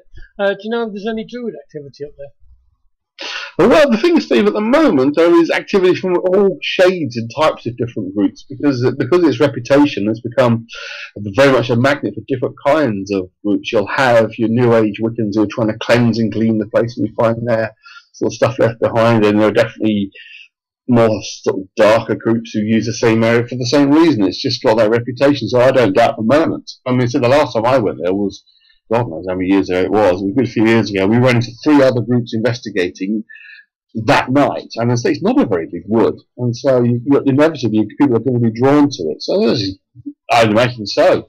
I couldn't say definitively yes, but I would imagine so, certainly. Yeah, because I mean, at one point it would have been a druid area, wouldn't it? Very possibly. I mean, one of the interesting things that Charles didn't mention was a thing called the plague pit. Now, it's a strange dip, like a bowl, in one part of the wood where the ground has sort of dropped down and collapsed. One theory is, and this is a fact, that there was a previous Clapham village that basically died out, as many villages did during the Black Death plague. And a lot of the bodies of the victims of the plague were actually put on this area and were buried. And then as the bodies collapsed, because there was hundreds of them, the ground then collapsed, creating the plague pit. And I know that it's a difficult one to trace the definite history of it being a reality, but certainly the rumour is that that's what this thing is a plague pit and burial pit, and then things are supposed to happen a lot around that area. Pardon me. I don't know if Stone Cold Stu's still there. If you remember, you and I have done a few investigations ourselves of the plague pit area over the years. So, you can't get to the pit anymore. As a new landowner has. Oh, interesting. So Stu's just saying you can't get to the pit anymore because it's been copped by the as it's on private land. Yeah, the pit was active many times when Stu and I have been there a few times. So. So I think, Stuart, was it you? No, it wasn't you. It was Gareth. So that strange night with the people walking through the wood with us. That was my friend Gareth. That was just one of the strangest things I've ever seen. These 3 people were dressed for all the wood like just come from some very swanky dinner, walking through the middle of a bloody wood. So, but it was a very interesting story that is told, and like you said, he's never changed it. Yeah, I mean, when you mentioned about the well-dressed people there, I wondered if there's any tunnels and that in the area. Any what, sir? Tunnels. No, nothing at all. It's very much one side you've got the village to the south, to the north you've got miles of farmland, basically. There's no nearby village. There is the road, and you are left with the possibility that the only thing that will make any sense to us is that for some reason someone dropped them off the A, whatever road it is, would have dropped them off. A27? Yes, yeah. And they would have walked through the woods to get to the village. But why the hell would you do that? You just drive to the village. Yeah. That does not make any sense. Yeah, Stone Cold's asking if you can remember where exactly it was, Andy. It would have been very much on the north side of the wood itself, across the church land, through that over the start, go through the field that was there, something like cows in, and you go in to the wood from that direction, if you remember. Then you'd have to keep walking straight forward and slightly to your left as you're walking, to the point where you almost come to the edge of the wood, and you've got the nearby fields. And probably nothing to anybody else, but I'm sure Steve remembers what I'm talking about. That was the area where we saw them, which is it doesn't go from anywhere to anywhere. That's the strangest thing. So you are saying that they were actually solid people? Well, absolutely, they were definitely real people, but they weren't ghosts. Definitely not. It was just they looked at us, we looked at them. They probably thought, oh. And we thought, what the fuck? Carry on walking past. It was the strangest thing, as I say. It wasn't. It was a shortcut to nowhere. You know, it didn't make any sense. Why would you dressed like that, walking through Clapham Woods at about 1 o'clock in the morning? It was absolutely bizarre. Yeah, and it was quite interesting that Charles mentioned about somebody that he saw, and there was no way they could have gone anywhere. Yeah, and they exactly. just disappeared. Yeah. The gentleman on the bike. Yeah. I mean, he sounds very much like a ghostly encounter, whereas I say, these were physical people. There's no two ways about it. They were real, ordinary, solid humans. It just didn't make any bloody sense that they were there. Yeah. So, but as I say, fascinating something. These things do go on out there. You know what I mean? Yeah, you know, absolutely. whether it be under cloak and dagger, you know, whatever, and but they do go on out there, and you know, it just some of the rituals that you can find or that you find out about, it's really bad. You know, fancy using dogs, I must admit. You know, I mean, I just find it a little bit strange that there's no other reference to Friends of Akati apart from something that's linked to Charles. I mean that's not smudge on Charles, but you would have thought that it would have been something on it somewhere. Yeah, I would take that as a point, and I do think it's one that's been put to Charles previously, that there is a problem if you take Charles out of the equation. There's not much of a story. No, I don't know, but I don't. I know certainly Charles believes everything that he's come across is genuine, but I think I think as he was saying himself now, so many people have gone to the area, it's become so heavily polluted that, you know, you could easily jump to the conclusion that there's XYZ still going on. I think they would have probably moved on years ago. Yeah. Although he said they don't want to let go of the wood, which is fair enough, but I don't think there's much chance of anything doing anything of substantial without somebody else wandering into it. Mind you, he did say that they're on about building on it now, aren't they? Well, I mean, partly it's public land, so that would be a problem, but it is bordering on private property, and they may well have bought up the land, so that's the trouble. Yeah, this is it. One thing I can say, and I can't identify the person because they've asked me previously not to, but I do know of somebody else who has definitely seen the mural. That's the picture that you've put up and we're talking to John about. Yeah. They absolutely definitely saw it, so I know that was definitely real. Yeah. It was definitely the area. So there's some confusion about the nature of the picture. The story, I've heard a slightly different story about it. It was just an outbuilding barn rather than being in the main building. But certainly it was a genuine thing. It existed. So they saw it in situ as well. Okie dokie. Right, well, we'll call this one to a halt then. And Okay. what we'll do is we'll play this, get our advert out of the way, and we'll come back in a moment. Here we go. The Paranormal Intelligence Gathering Services Ghost Store is a one-stop shop for all of your ghost hunting gadgetry needs. Run by ghost hunters for ghost hunters, the shop is filled with all of the latest in investigation equipment, shipped in from all around the world, from high-quality digital dictaphones to EMF pumps, infrared illuminators to laser grid pens, CCTV equipment to data loggers. All of our equipment has already been imported, so you can buy it safe in the knowledge that there will be no hidden costs. And with our postage promise, you'll never pay more than the actual postage price. So visit www.the-pigs.co.uk/ghost store. Yeah, that's a word from our pigs down here in East Sussex. It's all Sussex tonight. So if you fancy any equipment, then why don't you have a look at their website. Right, just to let you know what's coming up next week, we've got COTC Paranormal Investigations, who were founded in 1996 by Stacey Logan, Stuart Logan and Adrian Lloyd Bryden, if I pronounce that right. All having a keen interest in the paranormal and all having experienced the supernatural.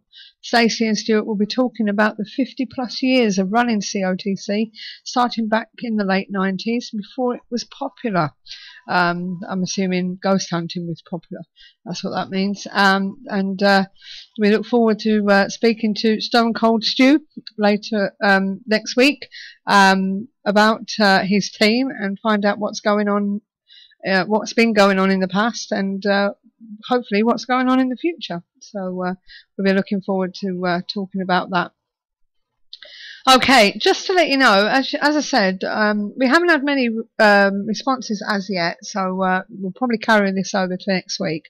But TRMCZ of Essex has said that he loved the Enfield haunting. Because I put a question on the KTPF Community Talk Show group page saying we would love to know your views on this drama, loved, disliked or unsure, and he said it wasn't bad, has changed the story for dramatic television reasons, but still okay. So that's his opinion on the Enfield haunting. But as I say, we'll carry this over for the next couple of weeks because those who can't or haven't got it on the online on demand, that will give them a chance to see the rest of the program. Right, what we're going to do now is we're going to go through the events, get them out of the way, and then when we come back, we'll get on to other business. So see you in a few moments once I've got this. Here we go. Fed up of wading through the activities and events that other advertisers include? Find just what you're looking for at paranormaleventsforyou.com, your one-stop paranormal directory. Yes, and first up on the in May 16th and 17th, the Bohemian Bazaar is back at the Grand Pavilion in Matlock, Bath, with its usual alternative stalls such as holistic therapies plus more unusual and unique items. On the 23rd of May, It's Paranormal UK will be at Lancaster Grand Theatre. On the 23rd and 24th of May at Crewe, the Alexander Stadium in Crewe, there is a Mind, Body and Spirit event with Rosemary Douglas events. On the 30th of May, Trencherfield Mill Engine, I'm assuming that's how it's pronounced, It's Paranormal will be there, and that's in Wigan. And on the 30th of May, Trident Paranormal will be at the Redoubt Fortress, which I assume is the Harwich Redoubt Fortress. Derek Acora is still doing his Psychic Ether tour, and that continues at the Mill Arts Centre in Banbury on the 14th. And Tony Stockwell continues his tour, and he will be at the Waterside Theatre in Aylesbury on the 27th. So for more details on these and other events, visit paranormaleventsforyou.com. Paranormaleventsforyou.com also offers banner advertising for only £10 per year. See our website for more details. Paranormaleventsforyou.com, your one-stop paranormal directory. Yeah, and that's the events coming up in the next few weeks. So I just want to mention a little bit. This is Sue's Tuppeneth, Andy. Are you there? Yeah, she is when I turn it back up. Sorry about that. Okay, Loch Ness Monster news. A little bit of cryptid news, okay? It's not common knowledge that Scotland's national animal is a unicorn. Yes, that's right. The symbol of the Scottish pride is a mythical creature. According to the Scotsman, the unicorn has been a symbol of the country since the 12th century, when it was used on the Scottish coat of arms by William I, who reigned over Scotland from 1165 to 1214. Now here's the thing. No one really believes that the unicorn exists. Okay, so a campaign has been launched to ditch the unicorn as the country's national animal and replace it with the world's best hide-and-seek player, the Loch Ness Monster. Belfast Telegraph reports that the first sighting of Nessie dates back to 565 AD, and the question of her existence brings millions of Scottish tourists every year. Millions to Scottish tourism every year. Nessie is an icon and an asset. There is no doubt she attracts hundreds of tourists to Scotland every year, and she deserves recognition. If not as our national animal, then at least she should be awarded the title of Scotland's national monster. Frida Newton from the cruise company Loch Ness by Jacobite said. Those who think that Nessie deserves a shot of being the new national animal can sign the petition that will be presented to the Scottish government. I feel for the Scottish people, I really do.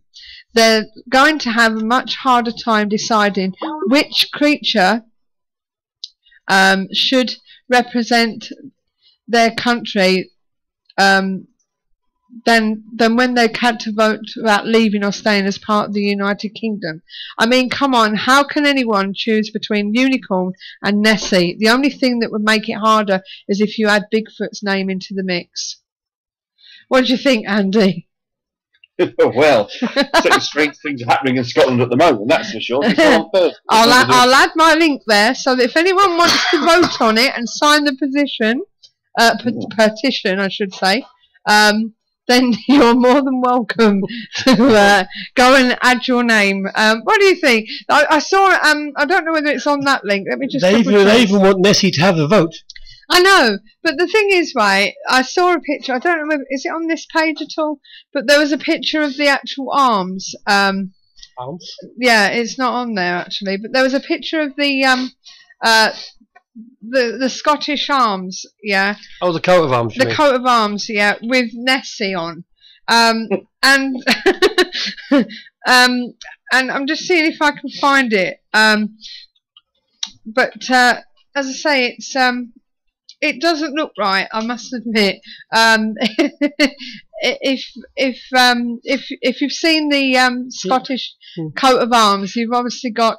Oh, here it is. She's not very what? Heraldic, is she? Who isn't? Nessie. Nessie. Hold on, let me just bitly this so that I can put it into a thing, and you can see for yourself whether you agree whether it would look good or not on the actual coat of arms. Yeah. I'm just waiting for Bitly to come up. Yeah. Has it got both on there? Yes, it has. Yes, okay. It has. Let me just put this on there as well when Bitly comes through, and you can tell me for yourself what you think.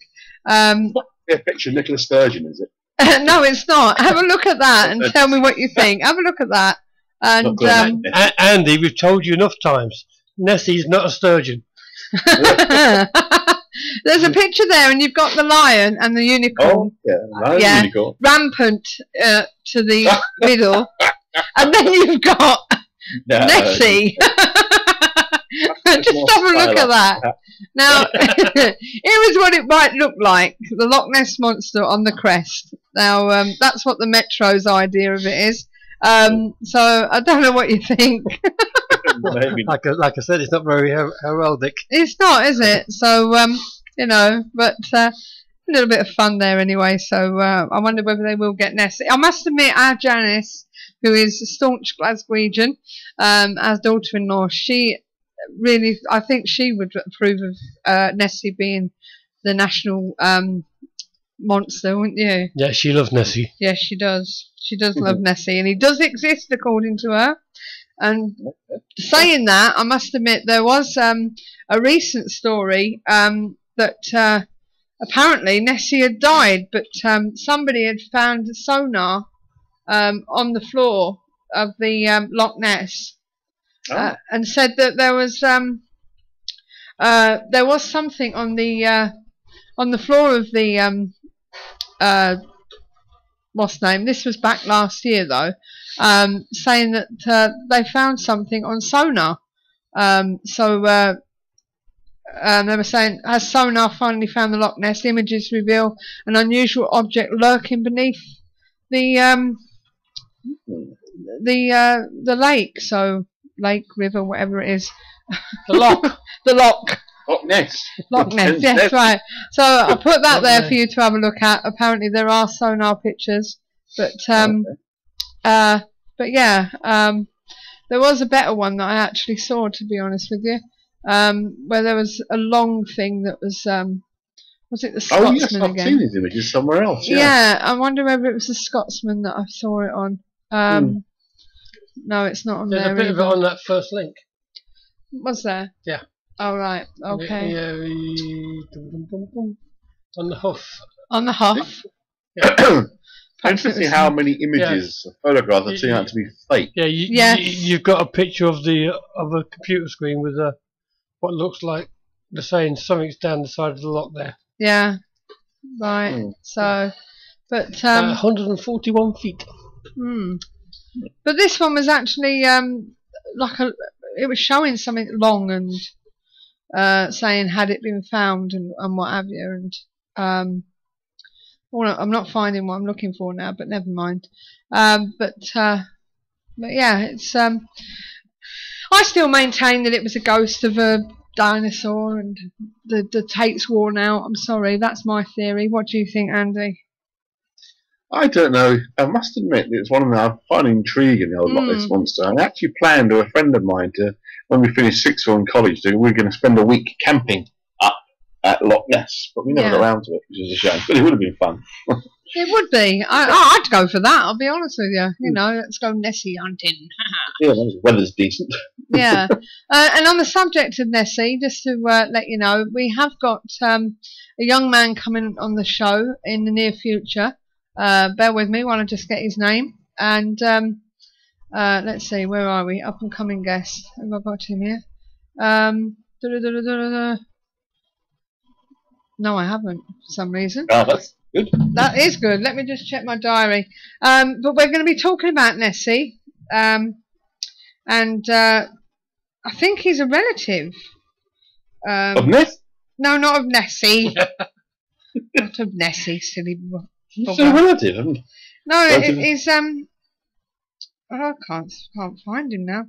But he wrote the book or something about his ancestor. Can't seem to find him. He's in this diary somewhere. But anyway, he's going to be on the show. Ancestor of who? The guy. Oh, yeah, Angus Dinsdale. That's his name. Let me just Google him and tell you who he is. Dinsdale.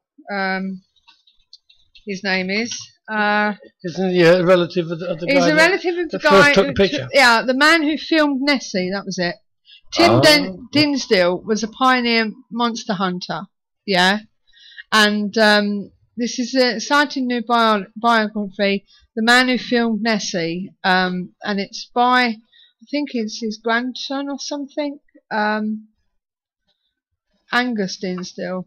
Come on, tell me a bit about him. Let me see. From childhood, explores Tim's true life adventures from a childhood in Imperial China, where he was kidnapped by pirates, to the chance reading of a magazine article which changed his life forever. Read more. Who is just Angus? What's his name? It's not telling me who he is. Buy the book. I don't want to buy the book. When's he coming on? I've lost the page now. 23rd of August. Okay. Yes. So, guest speakers. Yeah, he's the youngest son of Tim. That's who he is. He's the youngest son of Tim. So he is a relative. So I think this Tim Dinsdale, not sure who he is, to be honest with you. Is he the guy that first filmed him or something? That's what it says. It's what you just read there. Yeah. Was famous as the seeker of the Loch Ness Monster. Right. Yeah. Died in 1987. So we're going to be talking about the Loch Ness Monster back in August, so find out a bit more about it. But I don't know. So that's that done. Right. So you know what it's time for now? No, I've got none. What do you mean you don't know? I have no idea. I don't know. No idea. Well, I'm not to hear my theme tune, then I'll know. hang on a minute. Let's give you a hint, shall we? Let me give you a hint.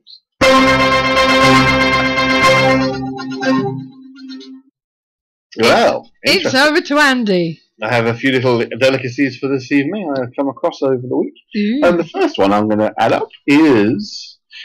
Oh, Stuart disappeared and come back. Stuart, it's my little section talking about strange phenomenon around the world.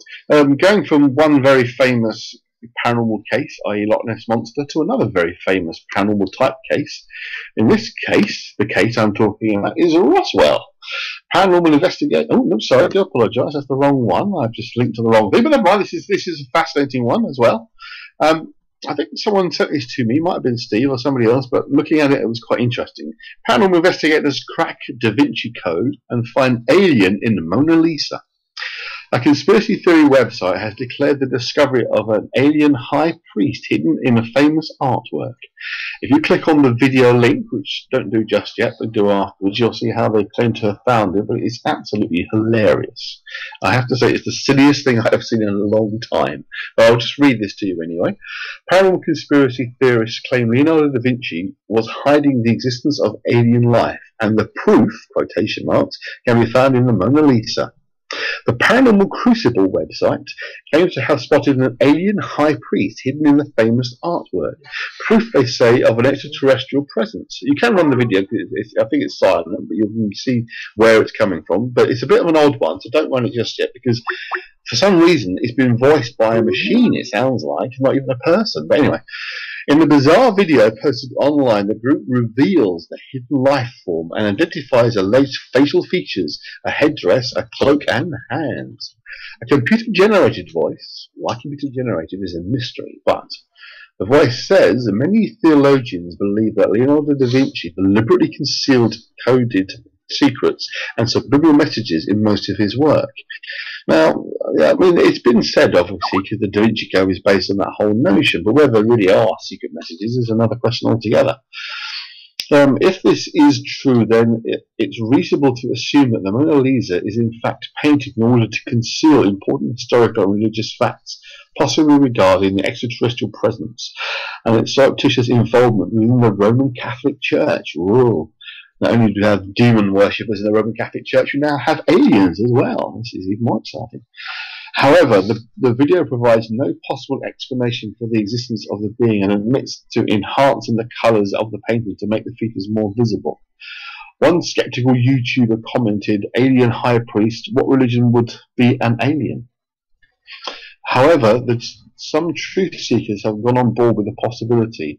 Scott C. Waring, an alien conspiracy theorist who runs UFO Sightings Daily, which is a bloody awful website, to be honest with you, because half the time you can't make out what's supposed to be going on it, went on to claim that Da Vinci was a member of the outer world species himself. Oh, here we go, even further.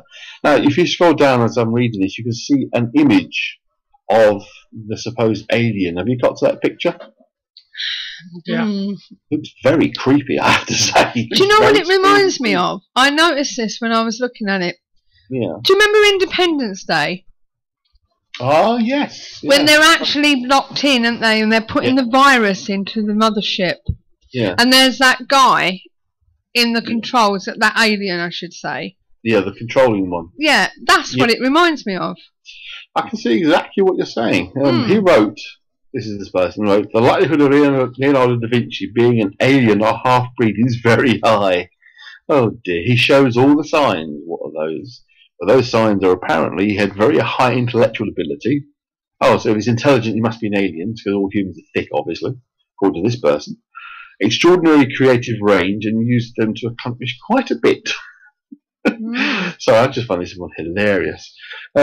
Leonardo is somebody who is able to operate across all various fields, and which was very unusual. Geniuses really are great at all areas, like Leonardo, which is one of a kind. You know, what can you say? The guy was amazing. He was known for hiding secret messages and codes in his artwork. So this new discovery gives us the key to what had been missing about him, and his extraterrestrial abilities come from those aliens. Oh dear. Leonardo da Vinci's paintings have long been speculated for hidden codes and messages. This is just repeating itself now, of course, as these articles always do. In 2010, apparently an art historian claimed tiny numbers and letters were found painted into the eyes of an enigmatic Mona Lisa that could also have been a code. Now, if you watch the video, you just take one image, you then create an opposite version of it, put the two together, and you mirror create this image. Yeah. Who's going to put a mirror image together, though? Yeah, but you can do that anywhere with any image very easily.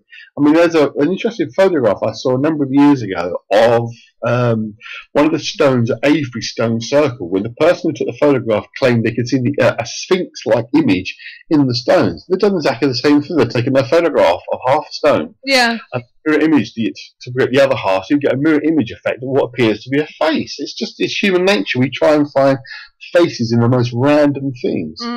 But it looks creepy, but it's just pure chance. I mean, it's ridiculous to claim that's actually a genuine painting of an alien. Why is the voice computerized?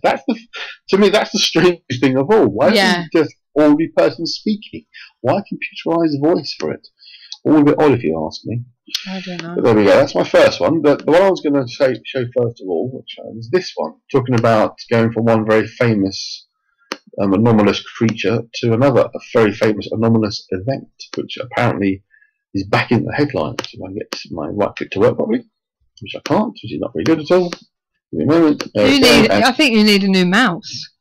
I need a mouse. I use a mouse on the Mac. Anyway, here we go. Roswell slides unveiled. UFO fans left heartbroken by Area 51 alien photograph, revealing which was an epic fail. Oh well. Two mysterious images of a dead extraterrestrial revealed on a pay-per-view event. But is it the really smoking gun that the alien fans hoping for? Now you can see the imagery, which is very, very suspicious. It's a load of rubbish to me. Two photographs of a, quote, dead alien were unveiled in a big money event last night. It was a few nights ago, honestly, and immediately dismissed as fake. A series of UFOologists appeared at the B Witness meeting last night to reveal the images of an extraterrestrial who supposedly crashed to Earth in the infamous Roswell incident in 1947. The images were found by former journalist Adam Dew, who had taken steps to verify the pair of alien snaps, and said coda experts had dated the film to 1947.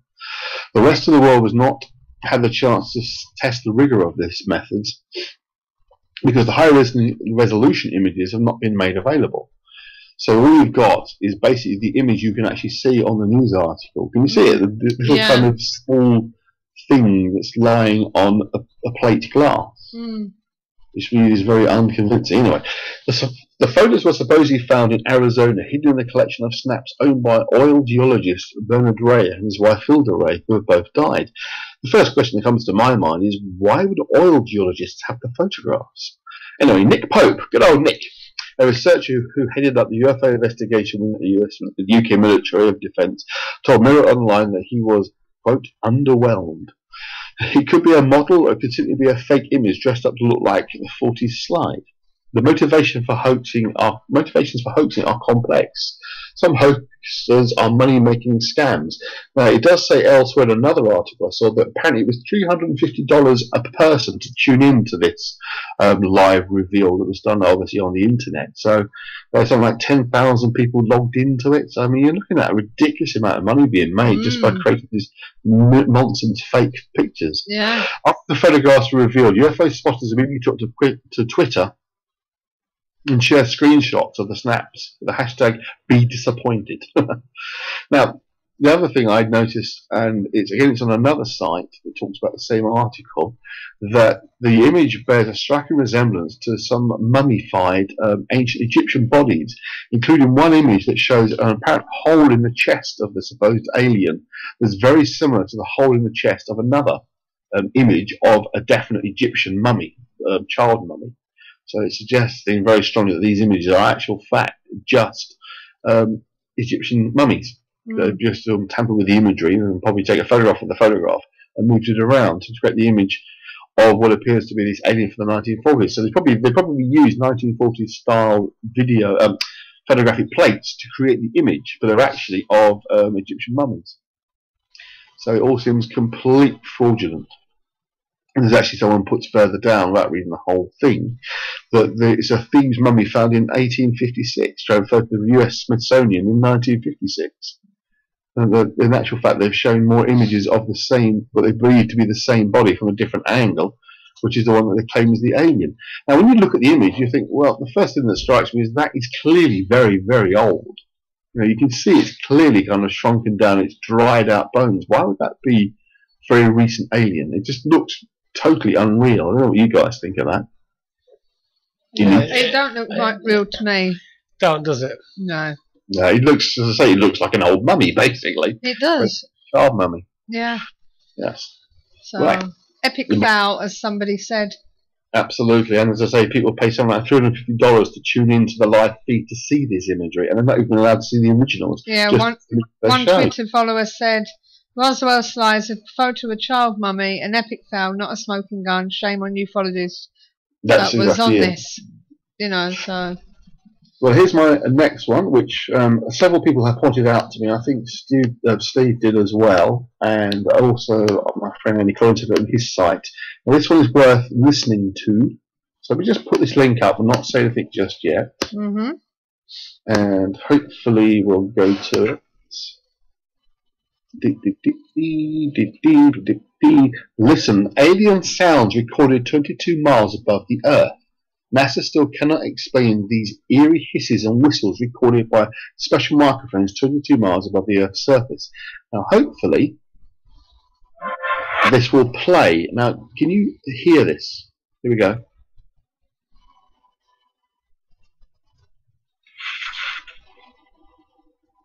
It's not very loud, but can you hear it? No. Can you put it into Skype for me, Andy? It should be coming up. I was going to say that I can play it through the amp. Here we are.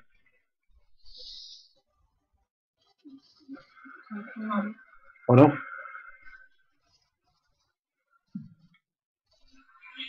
There. Do you hear that? Yeah. Yeah, I've got it on. That's the sounds. They have been recorded 22 miles above the Earth using infrared microphones aboard the NASA student balloon experiment. The infrasounds, so they're very low frequency, were captured by Daniel Bowman, a student at the University of North Carolina, according to reports on Live Science. So we're talking about very legitimate sites reporting these things. The sounds can be heard by human ears after speeding up the recordings, which were picked up at a frequency below 20 hertz, which is effectively below our hearing range. It sounds like the X-Files, Mr. Bowman told Live Science. The infrasonic sound could travel long distances, and natural phenomena such as earthquakes and storms can cause infrasound. But researchers still do not know what picked up these recordings. So, very intriguing. So the sounds are 22 miles above the Earth, and they're very low frequency. So they tend to be caused by a natural phenomenon, but that natural phenomenon should be on the Earth, not 22 miles up in the air. That's the intriguing thing about them. So I thought it was very interesting. Yeah. Quite interactive there as well. We get to listen to the sounds. Okay, here we go. If you'd have put it through the amp, you would have heard it a lot better. Yeah, unfortunately, I haven't got an amp to put it through. So. No, if you'd have given me the link, I could have played it, is what I said. Oh, the link's there. It's in the yeah, but I'm not on that. I'm on about through the laptop. Oh. That's why I said put it through Skype. Oh, I see. No, it's there. Oh, I see. I'm with you. Anyway, Yeah. if you click onto my link, which is there, it'll take you to it, and it automatically plays the recorded sound, so you can hear it. Anyone listening can hear it. Yeah. My next one, which was a quite touching little story, I thought, completely bonkers, but a touching little story nonetheless. There we go. And it is. Is this proof fairies exist? Oh. The fairies. Tinkerbell in her garden. Mum of two, Lisa Wild Goose, was taking snaps in the ancient Bluebell Woods. Now that's what I find funny, because straight away it contradicts itself. The headline says, Mum photographs flying Tinkerbell in her garden. The next line says, Mum of two, Lisa Wild was taking snaps in the ancient Bluebell Woods. So which is it? Is that her garb? No, I don't think so. Anyway, near Tower Castle, Northampton, home where she captured an incredible image. Right. Now, you can see the first image of very nice little bluebells and this tiny little insecty thing in the corner. The spellbinding picture shows a fairy caught on camera for the first time, according to the mum who took the image. Lisa Wild Goose. Now, Wild Goose and Chase come to mind, but that's something else. Took her camera out to the nearby forest and was snapping away at the flowers when she captured the incredible sight. It was only when she returned home and uploaded the pictures on her computer that she spotted the mysterious flying figure. And see, and the next one down gives you the circle around it, and a bit further down you can see the image. Hey! And the tiny winged figure can clearly be seen hovering near a bluebell, a drooping bluebell. And she claims that when enlarged it looks like blonde hair and little trousers are visible. Yeah, okay. Lisa 42 from Northampton said, as a little girl I grew up believing in fairies, and Tinkerbell was my favourite film, and I would love to play a real life fairy. You of course you'd love it to be a real life fairy. I don't know if Tinkerbell would really wear trousers, but with blonde hair and tiny and shiny shoes is too much of a coincidence. I mean, I don't know what to make of it really. Lisa has been out to Bluebell Woods doing a shoot for her family the day before, and decided to return on her own to shoot the next day after seeing how beautiful the woods were. It was later that evening when she was going through the pictures that she spotted the creature in the picture and immediately called her girls down to have a look. Mia and Madsen. I know some kids called Mia and Madsen. No, that's not the story. Both five took one look at the picture and said, that's not a fly, Mummy, it's a fairy. And then we have very high, blown up, very, very blurred image. So, I don't know, what do you guys think of that? Funny that, I saw something similar on Facebook recently. Okay. And the picture right at the bottom we've actually seen before, haven't we? I'm not sure whether you can see this or not, but I'll try and put it in to the to the chat room, but I'm not sure whether you'll see the picture or not. Well, the other thing about it that's highly suspicious, of course, is if you live it further down, which I want to point out, she owns her own photography company. All right. Photographics. In other words, this is a nice bit of self-promotion. I think it's completely faked by her. There was a picture that was put up on the internet on 2011. Yeah, it says it's not a lightning bug or a moth, and birds don't go. So I think I'm sticking with the ghost of Tinkerbell. And this was at Midway Village, Rockford, Illinois, July 2011. I'm not sure whether everyone can see that. Can you see that, Andy, in the chat room? Yes, that looks very much like an insect to me. Yeah. Have a look at the next picture. Click next. Click next on the picture. Okay, hold on. Ooh, what's that? There's a picture of a little girl with something rather strange there. Kind of emerging from her side, doesn't it? Yeah. God. It looks very skeletal as well. Yeah, very unpleasant looking, actually. So, anyway, let's go back to what we were talking about. Yeah, I think it could be some sort of bug. I think it's either a bug or it's her using her photographic skills to fake it, and then you get yourself in the picture because she actually has her own photographic company. So I think, okay. But yes, it's also she's interested in fairies all her life, and suddenly, whoa, she finds a fairy. Makes you a little bit suspicious, doesn't it? Somewhat, yes, I have to say. You're being a bit cynical, guys, but yeah, I think so. Next one. This isn't paranormal at all, but I just found this one rather funny when I was searching around for different stuff. There we go. 1, 2, 3, 4, 5, 6. 1, 2, 3, 4, 5, 6. There we go. Horrifying moment. Police find two skeletons. Yes, I read about this. I'm sorry. Having a tea party. A stunned snorkeler called the emergency services after spotting what he thought were human remains amongst the rocks. There's a little video which you can view. There's pictures as well. Specialist divers investigating reports of human remains found in a snorkeling hotspot were stunned to find two skeletons having a tea party.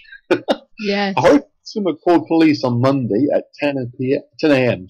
After spotting skulls and bones near the bottom of the lake. Officers were called in from the fire brigade, who sent one of their diving team firefighters, Eric Fortean, down to investigate. When he took the camera down, recorded remains found in Sigenaga, Springs, Colorado. He was completely stunned. Two bodies sat upright in plastic garden chairs appeared to be having a tea party. One of them was holding a sign that read, "Bernie, living the dream in the river," which appears to be a nod to the 1989 film A Weekend at Bernie's. Of course, the host, Bernie, dies at the start of the film. They try to pretend the whole bloody film that he's still alive. Yeah. Those from inspection noticed the skeletons were in fact plastic fakes. He told ABC News, "I don't think they were trying to set up anything to scare anyone. I think they were just going to try to be funny." So there we go. I won't read the whole rest of it, but basically, yes, there was just fake plastic skeletons having a bit of fun. But the video footage actually is quite creepy when you first start to watch it. It goes through the rocks and all of a sudden, my God, what is that? No, they're fake. No. So, my next little story, which I thought was quite good. You've both had quite a few stories this week. Yeah. Keeps the ball rolling, isn't it? And this one, I'm not really finished, but this one I quite like the look of. I'm waiting for his crazy video one. Yeah, I am. Those up my as well as come up. Well, what's mysterious glowing UFO moves slowly across the sky above Argentina? You will click on the video because it's silent. Apart from a dog barking, which is slightly irritating, which you can see the video footage. The mystifying video shows three mysterious glowing orbs in the sky above the city of Cordabo in Argentina. The footage was taken by law student David Jorge Lorente, or whatever, David, who noticed the ethereal lights as he walked out in the back garden, in the neighborhood. The orbs appear to rotate slowly as they move across the sky. David immediately grabbed his camera to record the unexplained phenomenon. He said, "I saw this bright object in the sky. Looked for my camcorder and started filming, using the neighbour's banana tree as a reference." I don't actually see a banana tree in it. I'm like, I have a tripod for the camcorder, but I'm not using it because I did not want to lose the opportunity to film the object. I recorded 2 more videos, but it did not come out well. Speaking to Dia Lorenzi, who recorded 15 minutes, and it sailed through the sky at very low speed, and added it was moving east. The first thing I thought of was balloons, put together in the sunlight. What do you reckon? Balloons, maybe? I don't know, really. I mean, it's... Could have done. I want to know why these people can never keep the camera bloody still. I know. It's all over the place. I mean, he's kind of, I mean, he says it's rotating, but to me it just like it's fairly random movement of the, I mean, obviously it's moving around, you can't on the camera still, but the way the balloons, the lights are moving around each other, to me it looks like just 3 balloons quite closely tied together. I can't see it being much more than that, but I don't know, maybe not. But there's no banana tree in sight, is there? You said about using those banana trees as a reference. It's just those things, and again, with nothing to. Well, there's that right at the very end, that blurred thing, which must be the banana tree he's talking about, but it's just right at the very edge, and it's just very, very blurred. So it's a bit of a mystery one, that one. But, and my one more I have is my wonderful. Don't do that. Sorry, it's going to open all by itself and start making noise, and I don't want it to do it. He's muttering to himself. Yes. Right, I was opening another link by accident. And he's finally, my silly video of the week. Silly video of the week! Yay! Convincing UFO footage I've never seen. Have a look at this, guys. I'm quite impressed with this one. Well, it would be if I could get the thing to work properly, which I can't at the moment. Yeah, some of you guys out there seem to be having a few problems with the sound. It's got me down to live stream. Something. I mean, I'm getting it quite all right in the headphones. Oh right. So at the moment, I'm getting it seems to vary from where you are. So what's called the Spool of Death at the moment, which means that my the Facebook is frozen. Oh no! Oh, Facebook. you got the old buffer face on, have you? Yeah. The Adobe Flash has crashed. Hold on. Oh, I'm back. Okay, it's reloading itself. The Adobe itself. He's disappeared on us. I don't know. There's the video at last. Ladies and gentlemen, Paranormal Facebook. Yeah. Here it comes. You've got the video. Links there. Have a look at the video. Okay, bear with me. Loading. Here we go. I don't think. UFO in Mexico.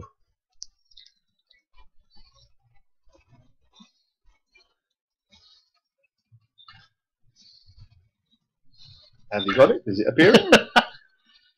Have you got it? Is it appearing? Oh, he's gone on one. It's a flying shoe. Oh, what? I'm just waiting for it to come through. UFO sightings. When I first saw it, I thought it was a flying shoe, like a flying trainer. Like a trainer, yeah. Absolutely no change of light on it at all. No shadow. No, nothing. Definitely an overlay. You made very badly done as well. But there we go. I don't know. Oh, hello, we're getting closer now. Let's see a bit more of it. Probably find that is something. Let's go closer. What does that say? Thanks for watching. But why the box? Weird. Weird. It's just the new videos added daily. I'm not surprised someone's mucking about if they've got a Photoshop and making up sort of images like that. Of course you can do it daily. Oh dear. Well, there we go. That's my little collection of silliness. Okay. Thank you, Andy, for that. And that brings us to another end of the show. It does. Apparently, Andy's audio was the worst. Was it? For Annette, anyway. For Annette? Yeah. Was on the worst. That's not enough. Yeah, our audio's not been very good. Apparently. Sorry about that, Annette. Hopefully, it might be better on the replay. Well, it will be because you got it on there. So, but sorry to lost name about that. Hopefully, it'll be better for you next week, Annette, if you join us. Please, please do. Come back. So, but back to CX Spectrum Graphics, LOL.